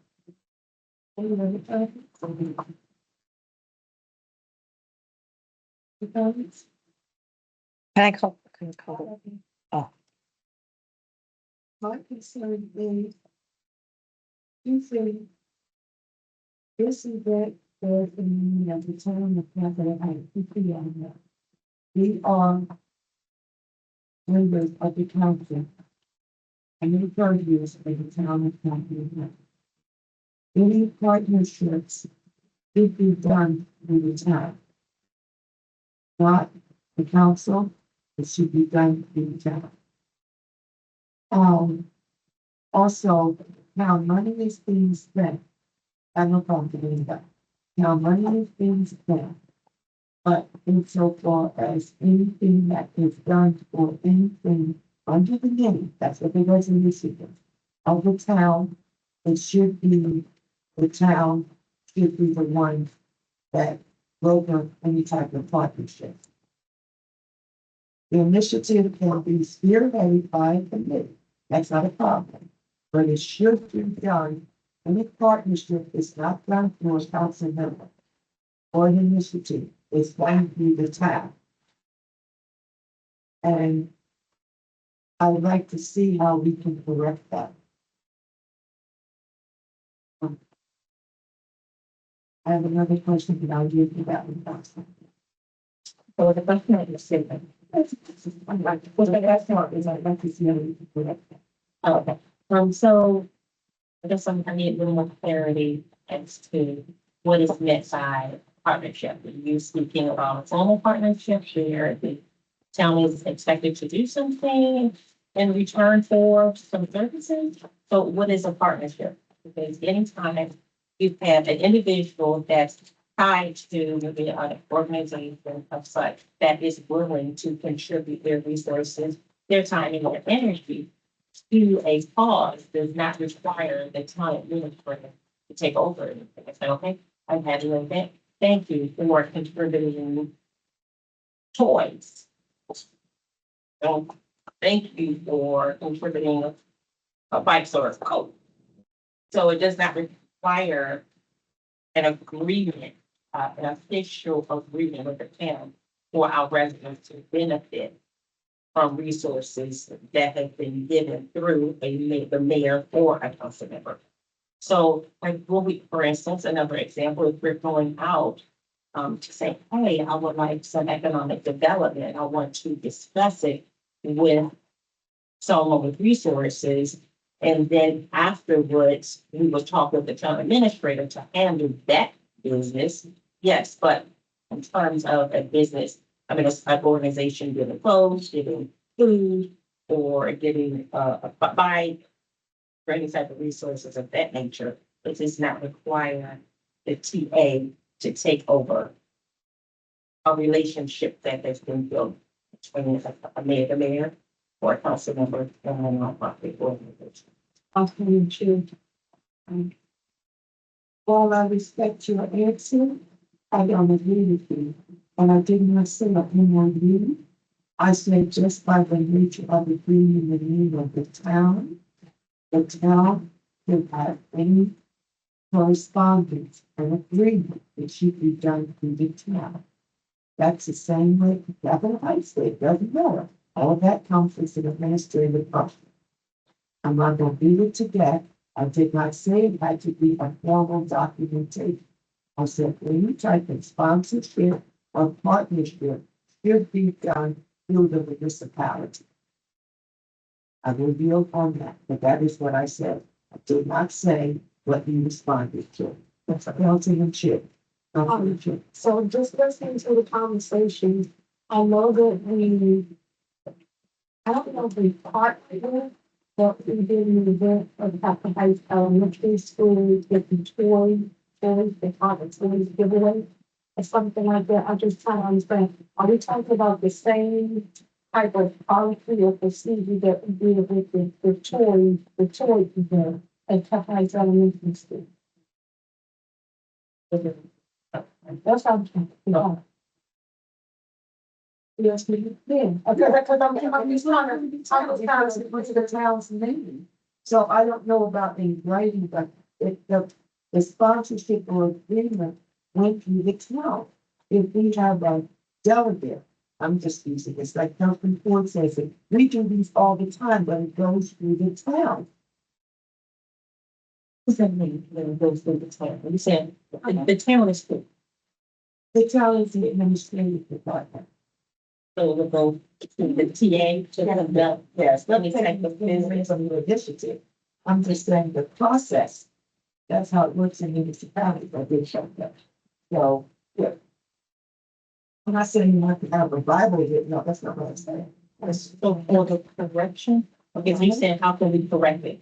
So for this one here, yeah, for this instance here, we're talking about, I suppose we're talking about TWC. Okay, so TWC will do what? We'll talk to the administrator for how they would be involved Support you. with this Yeah, resolution. not person, not taking over. It's just the town knows this is what's happening because it's the town's name. Right, and it's very clear through the resolutions, or resolution, what's happening. So, okay, yeah, the reason I said it because what we are forbidden to do is create relationships, then hand it over to the TA to do all of the lead, the work for everything versus communicating with the individual that we are partnering with and give the rundown or the details to TA to be able to do the other logistics. But I think, okay, let me just clarify this. I'm always CCing TA on anything that happens in the town. It's not that I'm trying to do anything alone as an individual. I do inform the town administrator of what's happening. I want to make that clear. And I'm not sure what other corrections you're receiving, if you can be a little more clear on that. I appreciate it right here. I'm not going to repeat that. I said it. I said it. Because I gave you this. The same thing. Councilmember Mayor, yes, I'm not like to offer one, please. Today, Councilmember Amanda Anderson? no, you got it. No, no, you already, no, that's fine. Sorry. It was answered. Okay. Oh, sorry.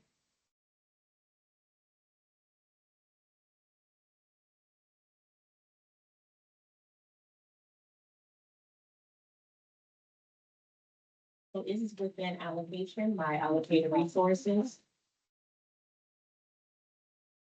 What is it cost? No, that's not, I don't know. no, I didn't. So it's up to what I'm allowed to spend. Within my discretionary funds for allocate resources. Yeah, but the amount has to be approved for the event. The amount has been approved in the budget. No, it's approved for whatever you're doing. That's just the amount in the budget. What do you think it's going to cost? And I would see if, yeah, okay, so if, I would see if there was a line item that belonged to all the council and we were sharing that, and I would need to give that information. Because someone else wants to make sure that they have additional funding to do whatever initiative they have, but this is from the CESC and my line. Really not like, Correct. okay, what's in the line item? Hold on, one sec. It was 1,000 if I remember It was correctly. 1,000, but it was not called lock. So my point is, a question, what do you think the event will cost from that particular line item? It's no different than if I have a line item. My event's not gonna take all the money and it goes, I'm spending $20. What do you think it's gonna cost? You budget, you know, I'm posing fair question. What do you think? I just say 500. Okay, that's all. So you think it'll be 500? It's just, that's, I mean, it kind of. well, that DJ isn't covered on my line item. Gotcha, that makes sense. Okay, so the PWC is paying for the DJ. Awesome. And what else do you talk about? DJ for the food. That's good, that's good. Okay, so I got it. Thank you so much. You're welcome. Okay, Councilman Amanda's called for a vote. Okay, Councilmember Amanda Anderson. Councilmember Anita Anderson. Mayor Pro Tem Chu. Councilmember Faith Ford. Yes. Councilmember Victor James. The I have it. 5 ayes, 0 nays. Approved. At 8:44 PM.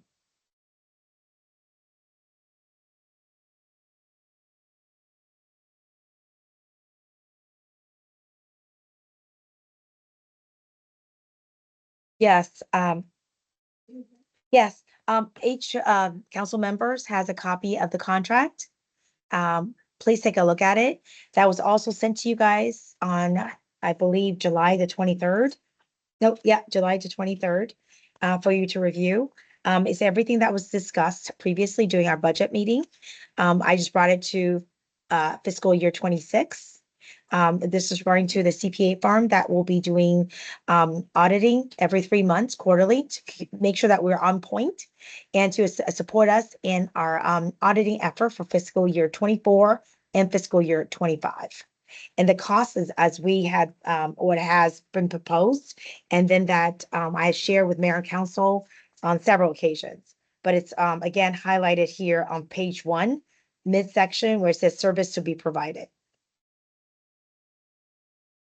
It's the Alta CPA Group, Todd Frankfurt, I believe that's his name, sorry. Sorry, yeah, Frankenfield, sorry, Todd Frankenfield. I just want the mayor and council hopefully had a chance to review the agreement and have some thoughts.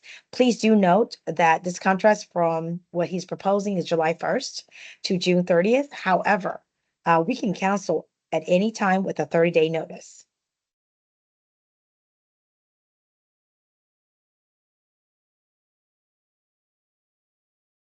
Understood. But what I'm saying to you, it would still be for that time period. Because you would still have information that needs to be audited. I can talk to him, see if he can adjust it. But again, in terms of fiscal year 24th audit support, he's putting a time limit on it, 40 hours, what he's expecting. Fiscal year 25th audit support is 40 hours. And if you look at the quarterly 26, the only thing that will be off would be the first quarter, which I would talk to him about proration.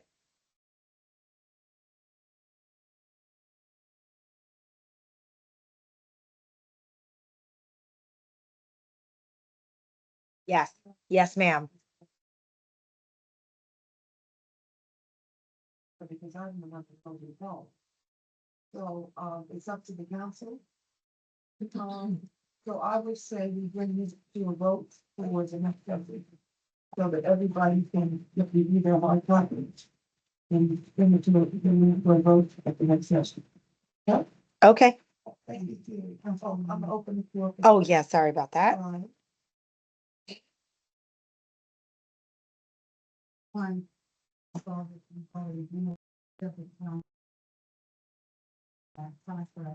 Two, if it's gotta be signed according to effect, at least by August first, and you're gonna all be applying.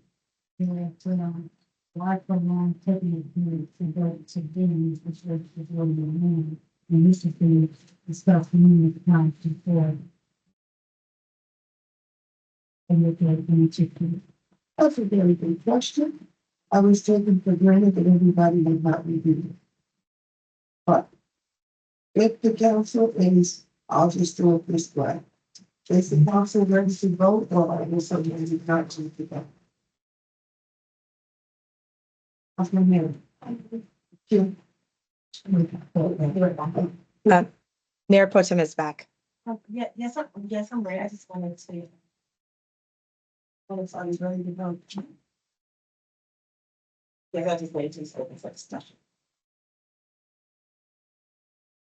You ready to go? Yes. Question two, you ready to go on this number? Yeah. Okay, majority says they're ready to vote. Can I call the vote? Okay, Councilmember Amanda Anderson. Oh, I'm sorry. The motion is to move forward and sign the contract with Alta CPA Group.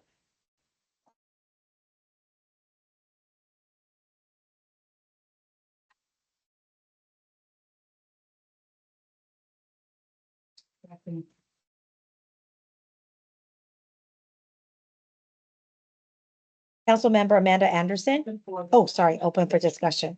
Okay. Oh, I didn't hear you. I didn't hear it. That's what it is. Okay. Doors open for comments. Yes, yeah, so I do agree, that we do need the audit done. I just had but the question was, it was a lot that they did not do in the audit. They kept saying we do not, audit information and receive other things that they said we did not do, so we don't do anything. They're not. Sorry, I'll wait till you finish asking the question. I'll answer.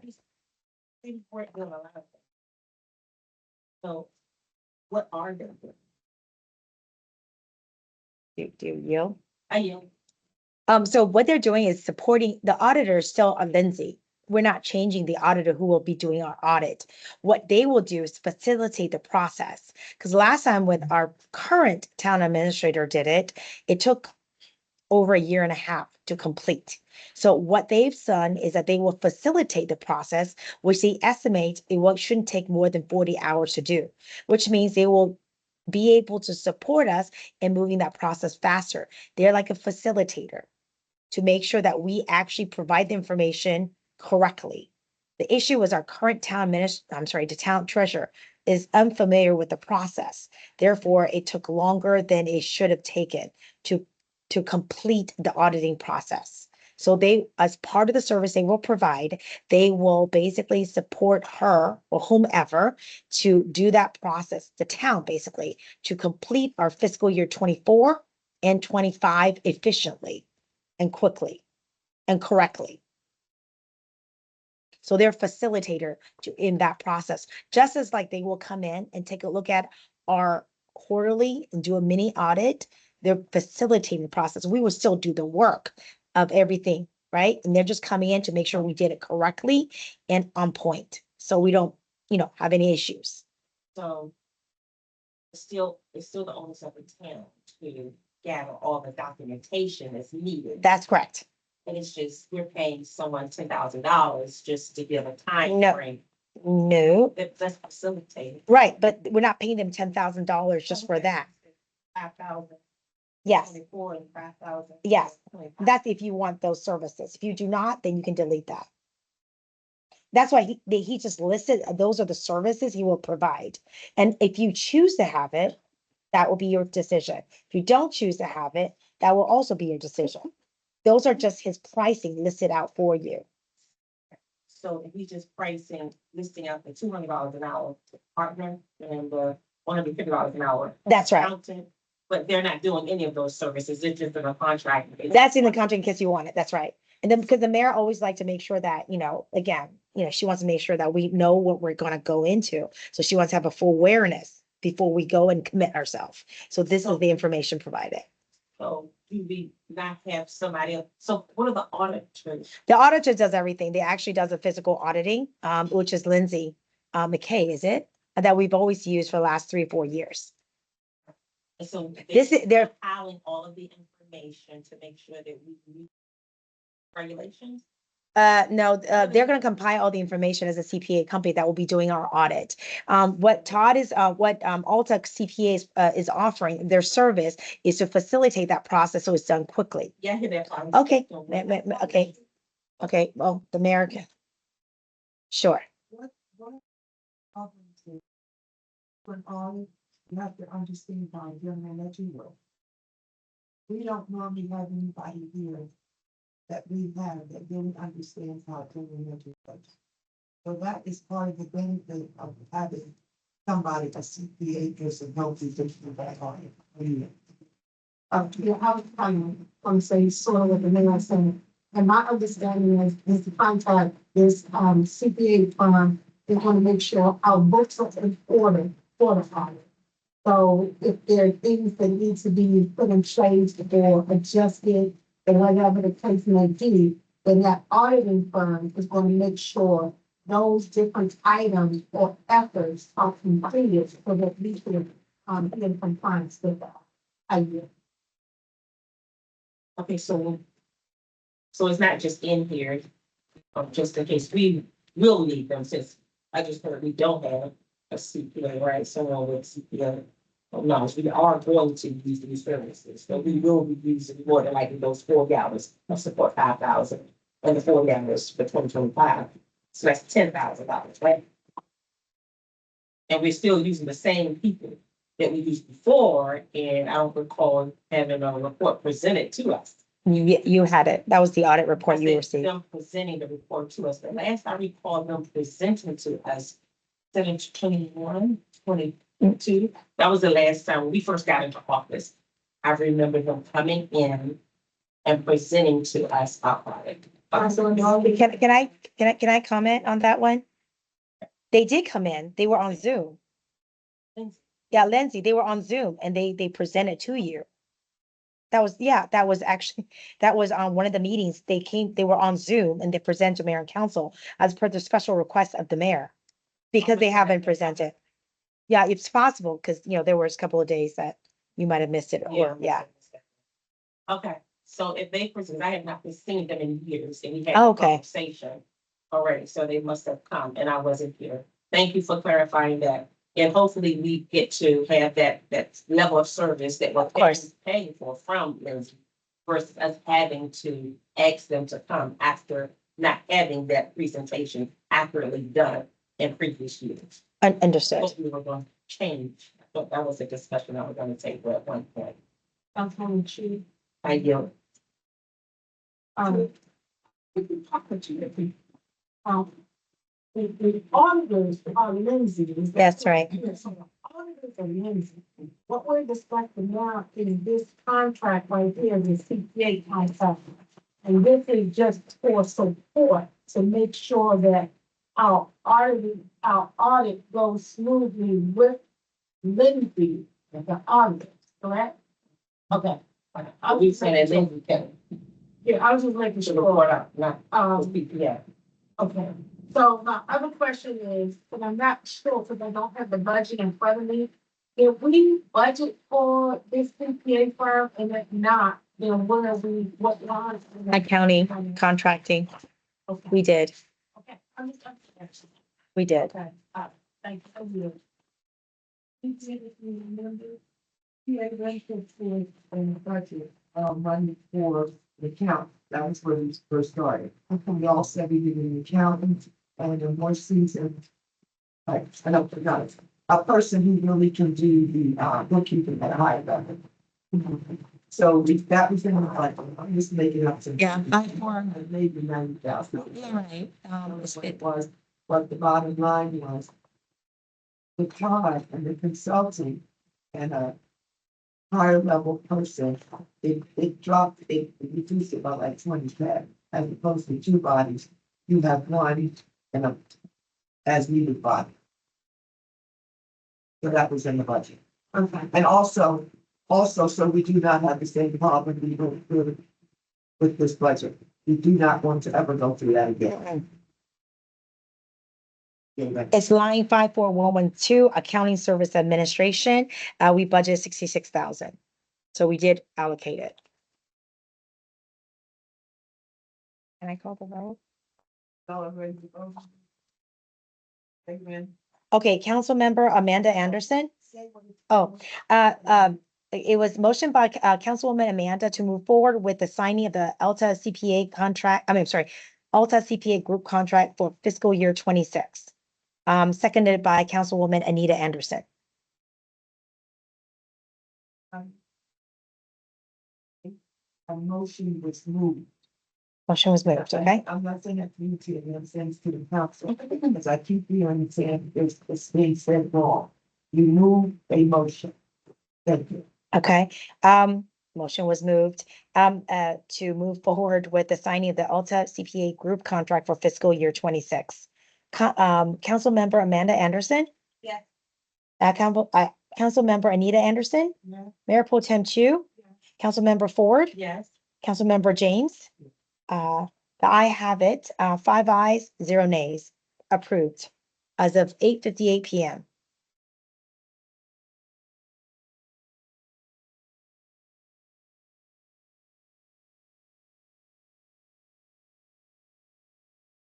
Yes, Election. collection review. Again, this is one of the contracts that's sent to mayor and council on July 23rd, 25 for review. This was also discussed during our budget meeting regarding to, sorry, For the minute. It said contract, we do not collection. I'm sorry, let me read what, But the municipal collections. it's municipal, I'm sorry, Not you. okay. Okay, so, oh, okay.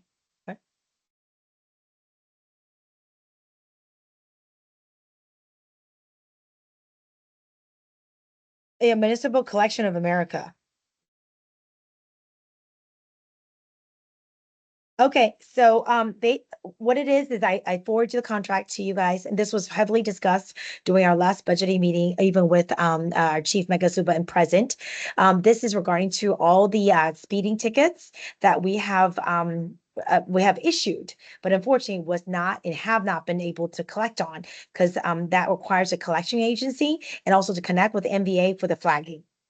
And that was something that was discussed actually during the public security meeting as well with Chief Magassouba. And I guess I proposed that we hire a municipal collection agency whose sole purpose and expertise is in collection of these unpaid violations. And as you can sort of see, their costs, they are very, how should I put it, very well known. And they're very familiar with the process because they serve approximately 450 local governments, agencies across dozens of states. And in BG County, they have contracts currently with Bladensburg, Brentwood, Como Manors, Cottage City, Edmondson, Forest Heights, Morningside, Mount Rainier, North Brentwood, and Sea Pleasant. And they have been operating in PG County for over a decade. So they know the system, the process inside and out.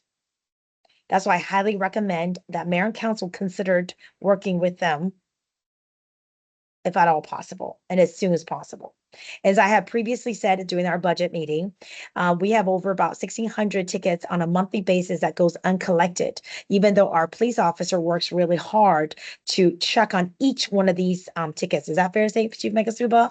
So it would be unfair for us not to basically appreciate their hard work. And on an average, we're looking at 80,000 per month. And at 10-month alone, that's quite a bit of money. That's 800,000. So at 12 months, it's even higher, 98,000, for example. We would like to capture some of that funds, and how they work is that they actually tag on their own fees. Therefore, we get the ticket price itself, whatever doubles plus the flagging fee. What they add on is the additional which is their late fee, is what they call it. And that's what they take from. And if they do not collect, they do not get paid. And we can cancel with a 60-day notice anytime. So we're not tied to them forever. And they said their service will speak for itself. That's why they have no problems in giving you a contract whereby they have termination clause, 60-day notice. That's all they need.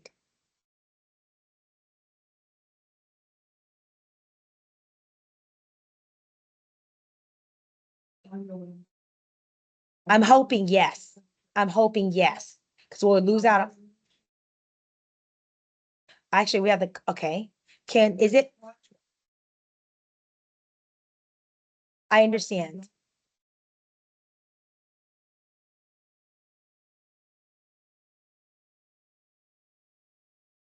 Resolution on the floor of this contract. Is that where we're at? I'm hoping. I'm very much hoping that.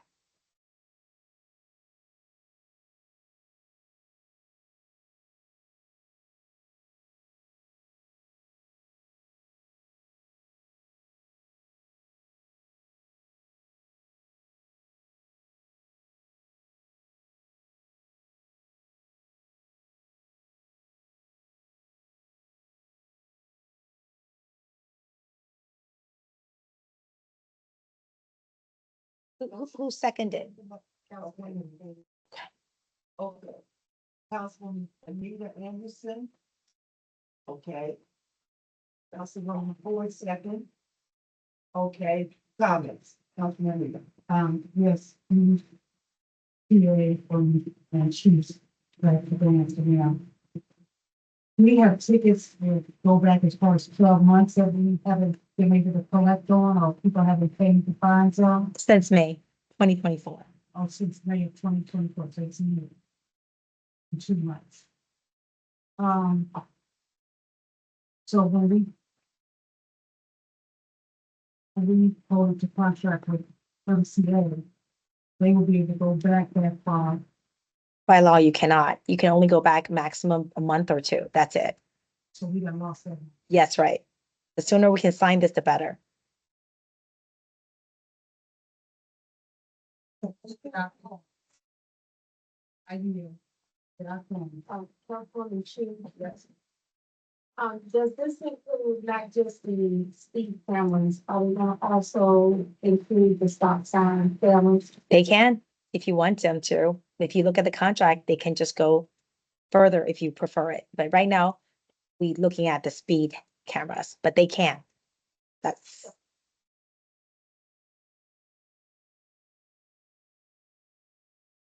Yeah. It's just the speed cameras. Yes. And then we lose out on stop sign. Yes. cameras, So we Yes. just get a lot of people who run the stop sign. Yes. cameras. In our resolution, we just include that. Okay, I hear, thank you. The one question for Project April. Yeah, I know when we got there, with the stop sign. The stop sign camera, we've had someone to come in here and talk to us. Yes. And said the very thing that we're doing in contract. Or, No. Yeah. I'm they confused. said that, actually Chief Fuller, was talking with us and said that they would be responsible for collecting and we would get a portion. It's similar to this. Okay, may I answer this? May I answer it? Thank you. May I answer? Yeah. So I think what you're referring to is that RESP does collect it for us, but he doesn't go after the ones that people who do not. When he means collection, he means collecting the funds that people do pay into. However, the ones that just decide not to pay it, you need to get a collection agency. That's where it comes in. It's getting a little confusing. I was confused too. So then until they quantify it for me, then I understood.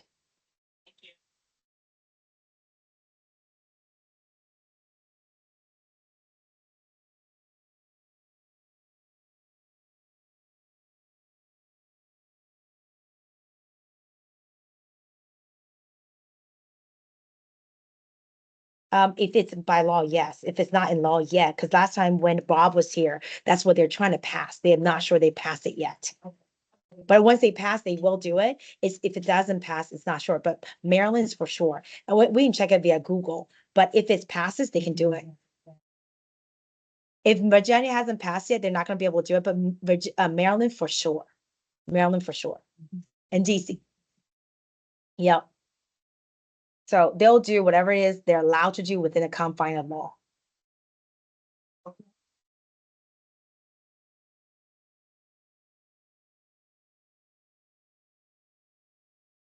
Yes, motion. Sure. Motion was moved to move forward with the signing of the contract with Municipal Contract of America for fiscal year 26. Motion by, first by Councilwoman Nita, seconded by Councilwoman Ford. Councilmember Amanda Anderson. Councilmember Anita Anderson. Councilmember, Mayor Pro Tem Chu. Yeah. Councilmember Ford. Yeah. Councilmember James. So the I have it, 5 ayes, 0 nays. The motion passes. At 9:08 PM. Just so that you know, it was passed in Virginia. Okay. Now, flag a vehicle with Virginia tags for unpaid traffic to be issued in Maryland. If that's the case, then they'll be able to legally do it.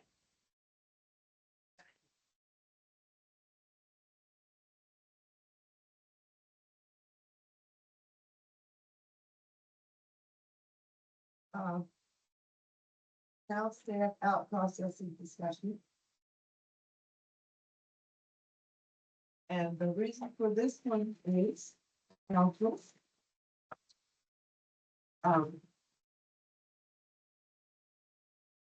There was a situation that was in the, for those that read their emails. Those that didn't, I'll try to explain. There was a situation where there was concern about an employee who was actually terminated on a Friday, but had access to net, FIFA, whatever else, I don't know, keys to the building, everything else for several days the following week.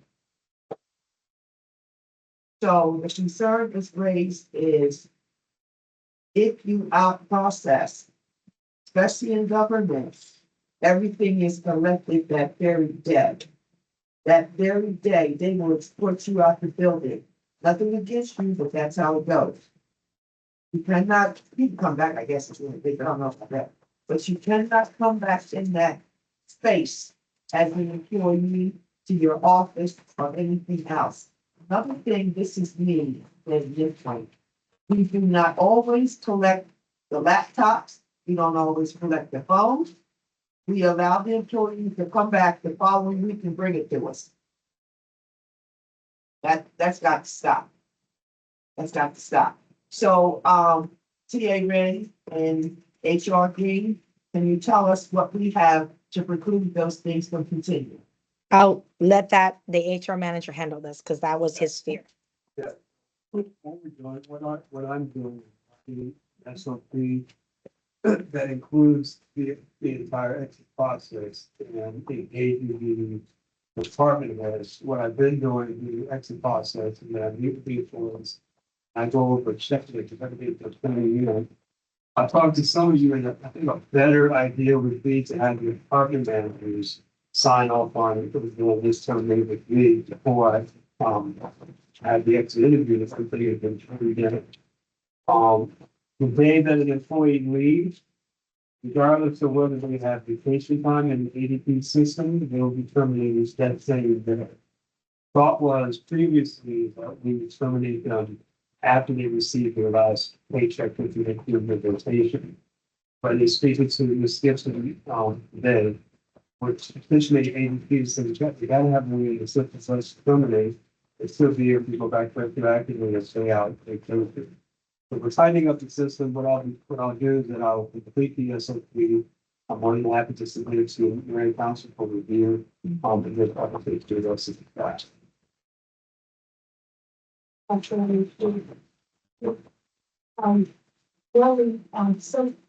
there's some of this paragraph, and you finish with that, I was going to put and we terminate an employee. We actually, process their payroll by giving if, unless they owe, if they completed something like that, people can file the same business days. So sometimes it doesn't meet that payroll cycle.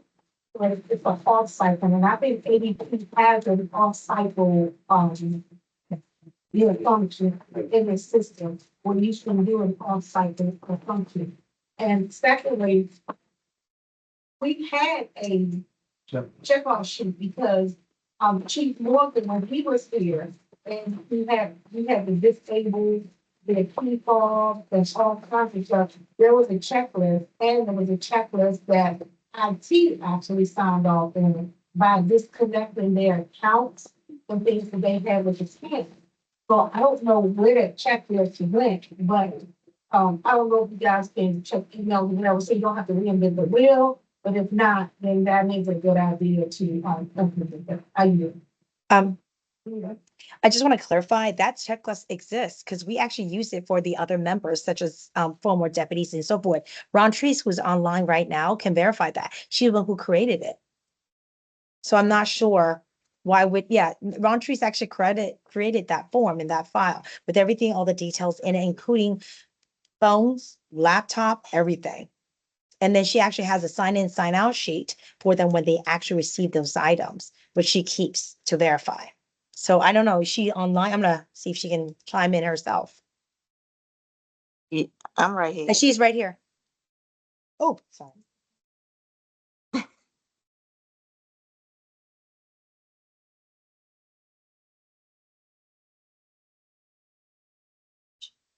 She's online. Oh, I'm sorry. I'm Go right here. ahead. So I have a form where they do sign out and Can you sign. speak up? We can't hear you. Oh, can you hear me now? A little better. Oh, I don't know what's going on. But I do have a sheet where they sign in and sign out their equipment, their phones.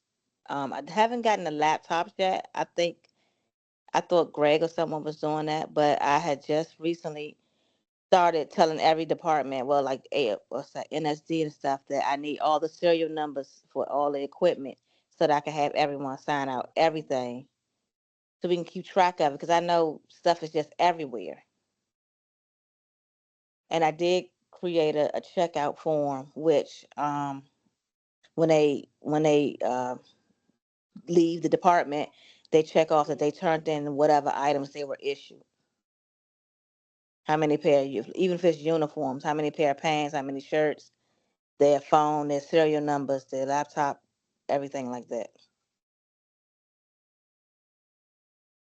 Um,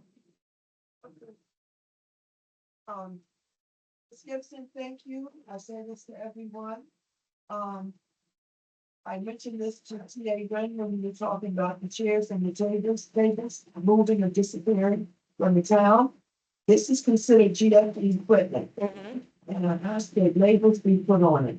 Our phones and our laptops definitely is GFE equipment. So I don't know how you're keeping track of those. Because obviously it has not been done, including mine. Counsel everybody, you have to keep your serial numbers and everything because it's considered GFE equipment. That's a given. I think we look at it. I know that you guys have a checklist, but do we have a place where we are storing all of this equipment and everything that we collect from the employees? Because I know, again, we had to go look for certain computers and phones that were gone. So do we have a place or something in place where if an employee leaves and the equipment that's collected is kept in a safe space? I do. You go ahead. Yes, I collect any equipment, whether it's a phone or a laptop, I keep them in the finance HR office. In a locked or door cabinet. And then typically on Tuesdays, if it's a laptop, I'll give it to, Greg or the other gentleman. Say if the employee is going to now that the phone is going to snip it. Instead of the employee is going to do that. Okay. But you have to understand, like I say again, if you're not here, that's just a computer sitting there. It has to be tracked by GFE. I'm gonna say that again. That's my yes. I would like to suggest that the same form that is used to check them out. Mhm. The equipment must be the same form that is used to check when they come on board, that we put in their HR file with phone, and I know at one point before, our old office manager, he had us all to bring all of our equipment in, and he barcoded it all, so all of our cell phones are barcoded. And if you all don't have those barcodes on them, they're not, they get it off to show you, but if you all don't have ours now, we need to get them. Get our barcodes for our laptops and our cell phones, and keep that in our records. So when they check out, we just look at that and say, okay, this is what you had, this is a serial number. And if the serial numbers or something get changed for whatever reason, if they got new phones, then that needs to be notated as well. This is what the federal government, so they keep up with their equipment. And I think it'll help us be more efficient in keeping up with our equipment. However, I would suggest, again, something else that I know there's some needed in the file, safes around this place, but I safe to lock phones and laptops up in, so, or, to secure them, yeah. But there should never been a lot more, but somebody can jiggle, wiggle, and do whatever to get into those doors as opposed to so. I know. One more thing, the closed session. CA video good for instance, last administration, not calling my new names. I did the inventory, we had $6,000 worth of camera equipment that's bought the coded money. 6,000. I guarantee you won't find any of those cameras here. We don't have any cameras. I'm talking about us. Yeah. I know what you're saying too. But what I'm trying to say is, there was no tracking mechanism on those cameras. It was, what he said, she said, I gave him the hell, no, you didn't. There was no tracking system. So that, I'm just trying to impress upon both of you the importance of coming up with the tracking geometry system on all of our equipment. Anybody else? That's on you. Just a quick question, because Chief, I know yours is a little different, because I know you guys, you a little different than us.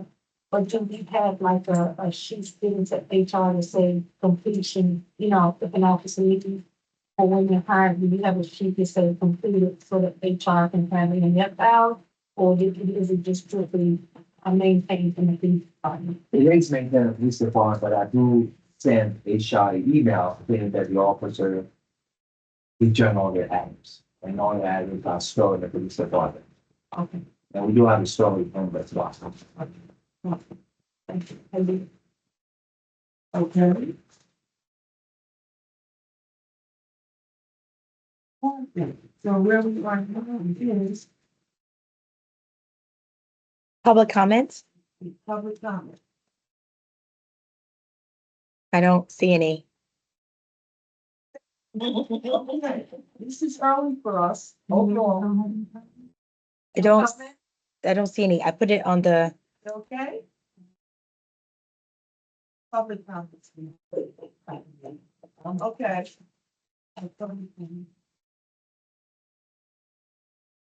Okay, when I get a motion to go in here. Oh, yes, ma'am. You want to cover Hillary for thing, I think I said it for the next meeting. no, feel free, no. On the agenda? Um, It's on the agenda. It has to be on the agenda. It's there. If it's something that previous to that, it would have to be public comments in the beginning. You can talk on any subject. So, Councilman, please give the names, please. So what were your comments in relation to? Oh, Okay. okay, well, see, I'm just gonna, okay, you didn't know that you could do it in the beginning?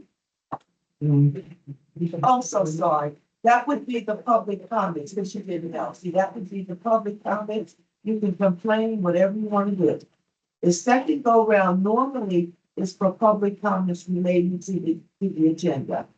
Okay, go ahead, ma'am. You wanna come here or you wanna sit there? So, okay, go ahead, please. There's 2 million in the fund, the first month. At the intersection of, Captain Heights Boulevard and Grady Street. The cars come down, come down Grady Street. And there are cars coming out, Captain Heights Boulevard. And there have been several near, collisions. Because it's not a, it's not a stop line, or it's not indicated that they, prevent the catastrophe if it happens. Right, okay, that's a concern. Can you help us with that one right now? If you have another one, too, can you address that one, Chief? Yes, I can. You say Capitol Heights Boulevard and Davy Street? Yes. So these are stop sign over there. Okay, you see, coming out of, Capitol Heights Boulevard. Going down. Well, if you look on House Street, the station is there. If you're coming out, is it Salter? It's- No, it's 6 it's the main street. It's kind of the that's that, my building. Right, yes. Okay, council.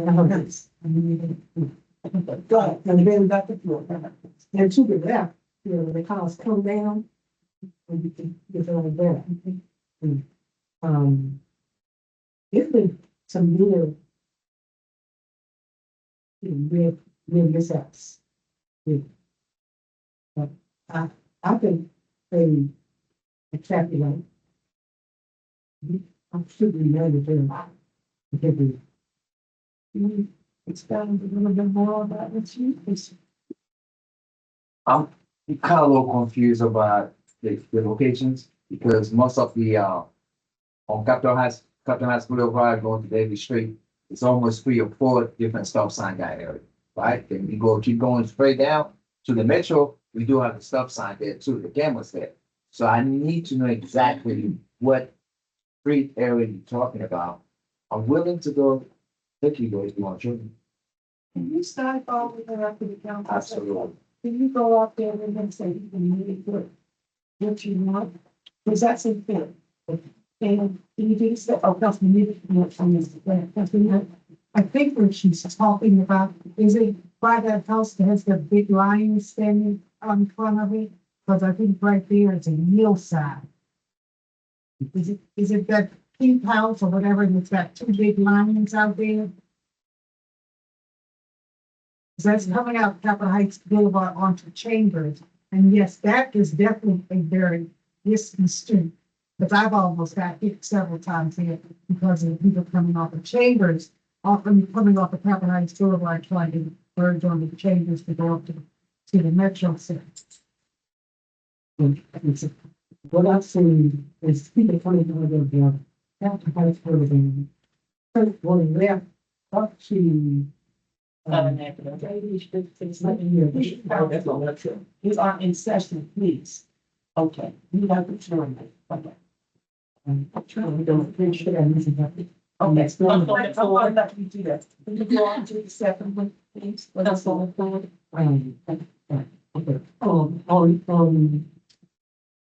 On Southern Avenue, cars are racing up and down the street.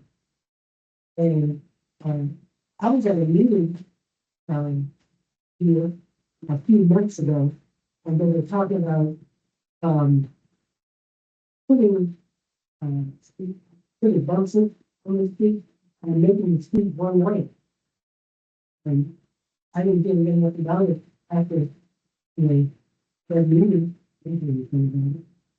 As I'm just, they're racing up the road, I'm a level of today's, yeah. But I haven't done anything about Salton. No, what I'm saying is the proposed speed limits. Salton was not on the list of proposed speed. I mean, it could be in consideration, but I have to monitor that myself to see. What about the one way? Yeah, well, that's like we said about the traffic. Yeah, and again, another traffic study needs to be done, and we have to make observation before we just make these changes to our streets. You'll definitely take your concern into consideration, but studies need to be done. But that assaulting never came up as one of the streets. Well, I'm sitting here, because I live on something, and, you know, they talk about, people going, how fast they're going, and they said, well, they said that the street was not, you know, not very wide. Right.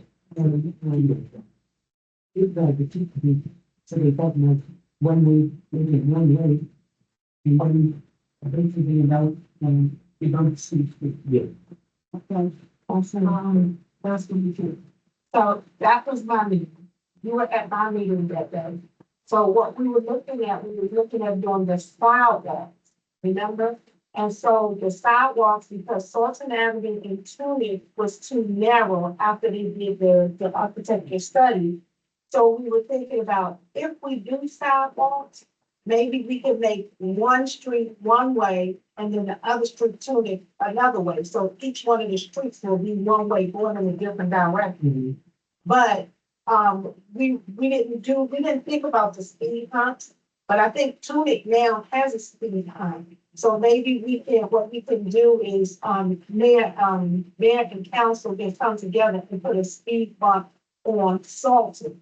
But the meeting you were at was actually my meeting where we discussed having sidewalks, and because of the way the streets are and the narrowness of the street, I think we had like an easement of three feet or something like that, 2 feet, and the easement was too short. So in order for us to put sidewalks on either one of the streets, we had to make them a one way, and that's what you're talking about, because I remember, yeah. So, I don't know about the sidewalks for those streets. We will have to continue to do study on the streets, but maybe we can see if council member James can, add a speed hump onto Salton to kind of slow down some of that traffic coming up that way. And we said, I did, excuse me, I'm gonna have to respect me, so I have to get the comments now. So, you want to ask one more? If I ask you, then you say, please leave them.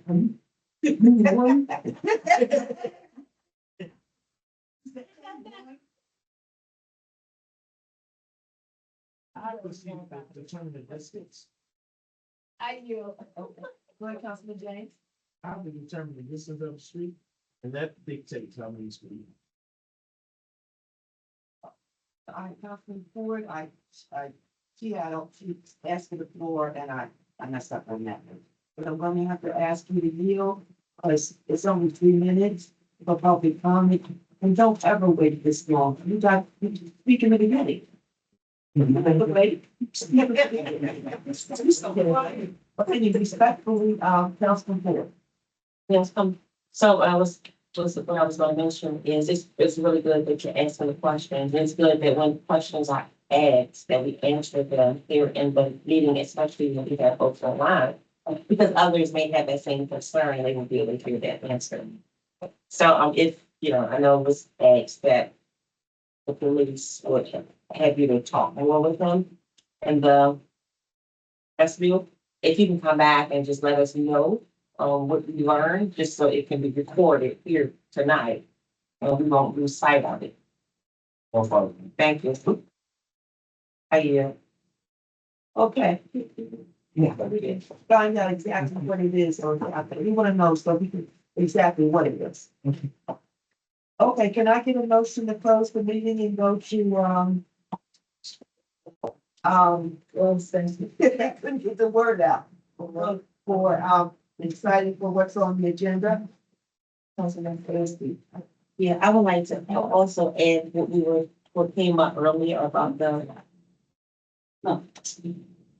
request to have sensitive information placed openly on the dice.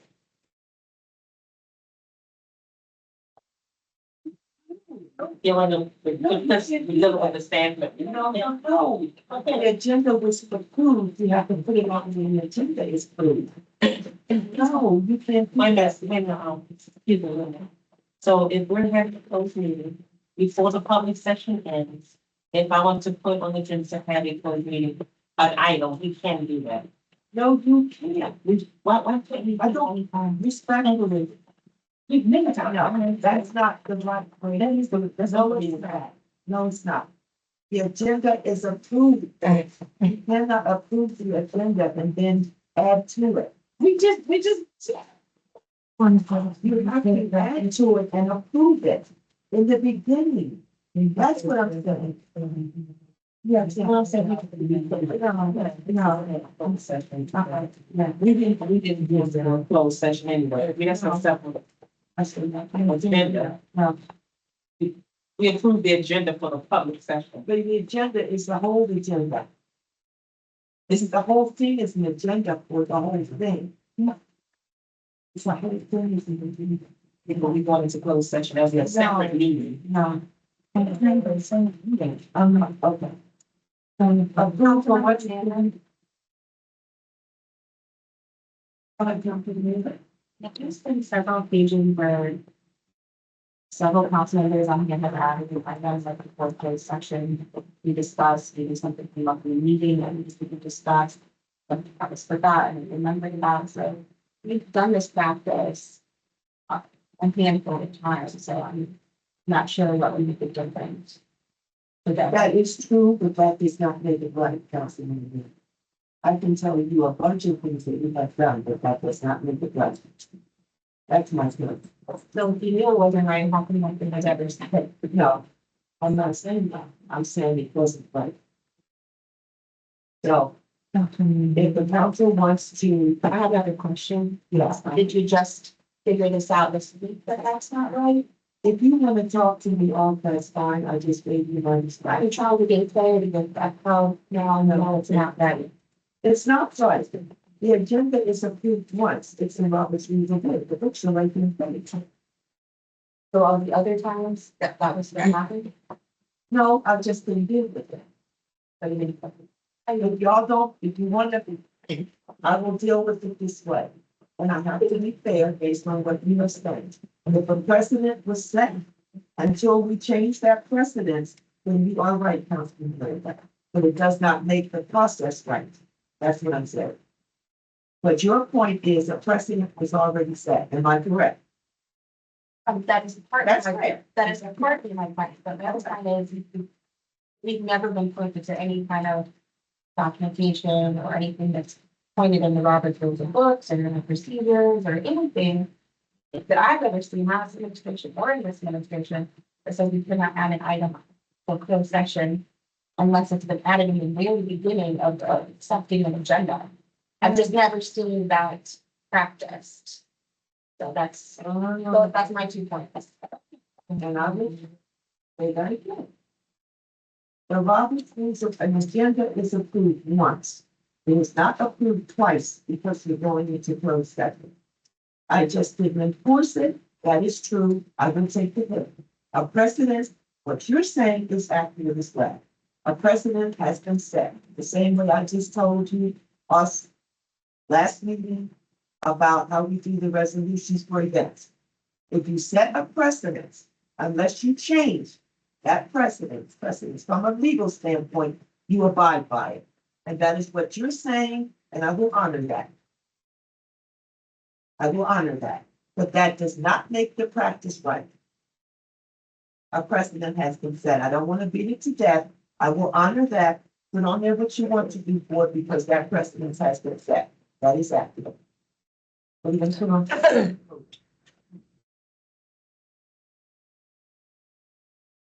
do? The item that we were talking about right there, which one it was, when we're talking about sensitive information.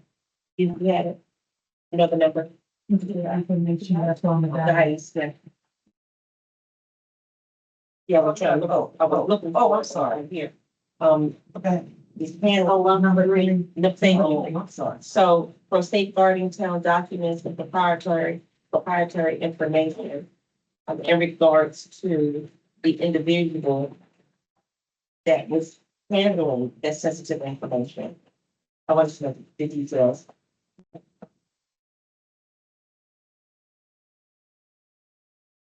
Good.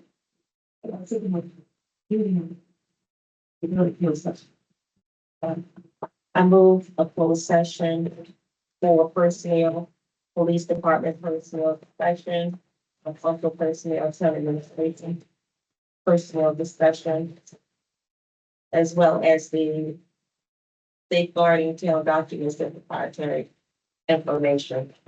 Any nays? Okay, so we're going to close the meeting, thank you all for coming. We're going to close this meeting and go into closed session, according to Robert's. According to the, Open Meetings Act 305-B. To discuss personnel, as Company 4 said, personnel, police department, personnel department, town administrative personnel discussion, and safeguarding town information. Okay. You vote, Jerry? Yes, yes, yeah, okay, sorry about this. Pardon me. Oh, my God. Okay, Councilmember Amanda Anderson.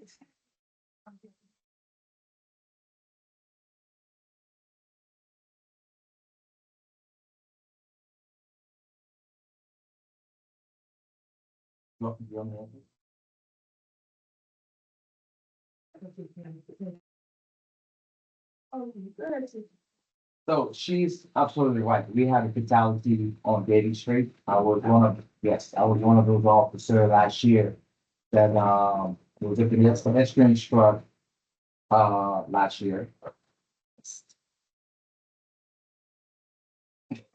So her concern is Eastern Avenue making a left turn on Davie. Eastern is disabled. She want us to put the lights over there on Davie Road, on Eastern Avenue making a left. Usually that's how I come to work every day. People making left on Eastern Avenue, making a left turn on Davie Road, they are always skipping down there. And that's how we had that fatality last year. Because when you make a left, it's a hill, somebody's walking by, you're not really seeing them if you are speeding. She is the fight.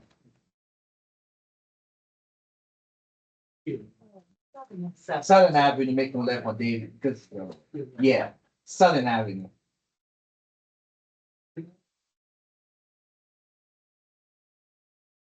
To his question, waiting for the this nighttime, somebody has on dark clothes, you can't see them, and then you'll rush them, because they're speeding down that route. And sometimes you're sitting, and DC really messed that up, in that traffic lane. Because now it bottlenecks right at that intersection. If any of you guys driving and you were experiencing, and you trying to wait there to get that back to come in and say, I mean, somebody nearly missed me today, like this. Because they want to go on up the hill, and they bottleneck. So if you wait me, they'll clip your foot. I mean, it's terrible. I don't see a solution for that. Maybe you. Yeah.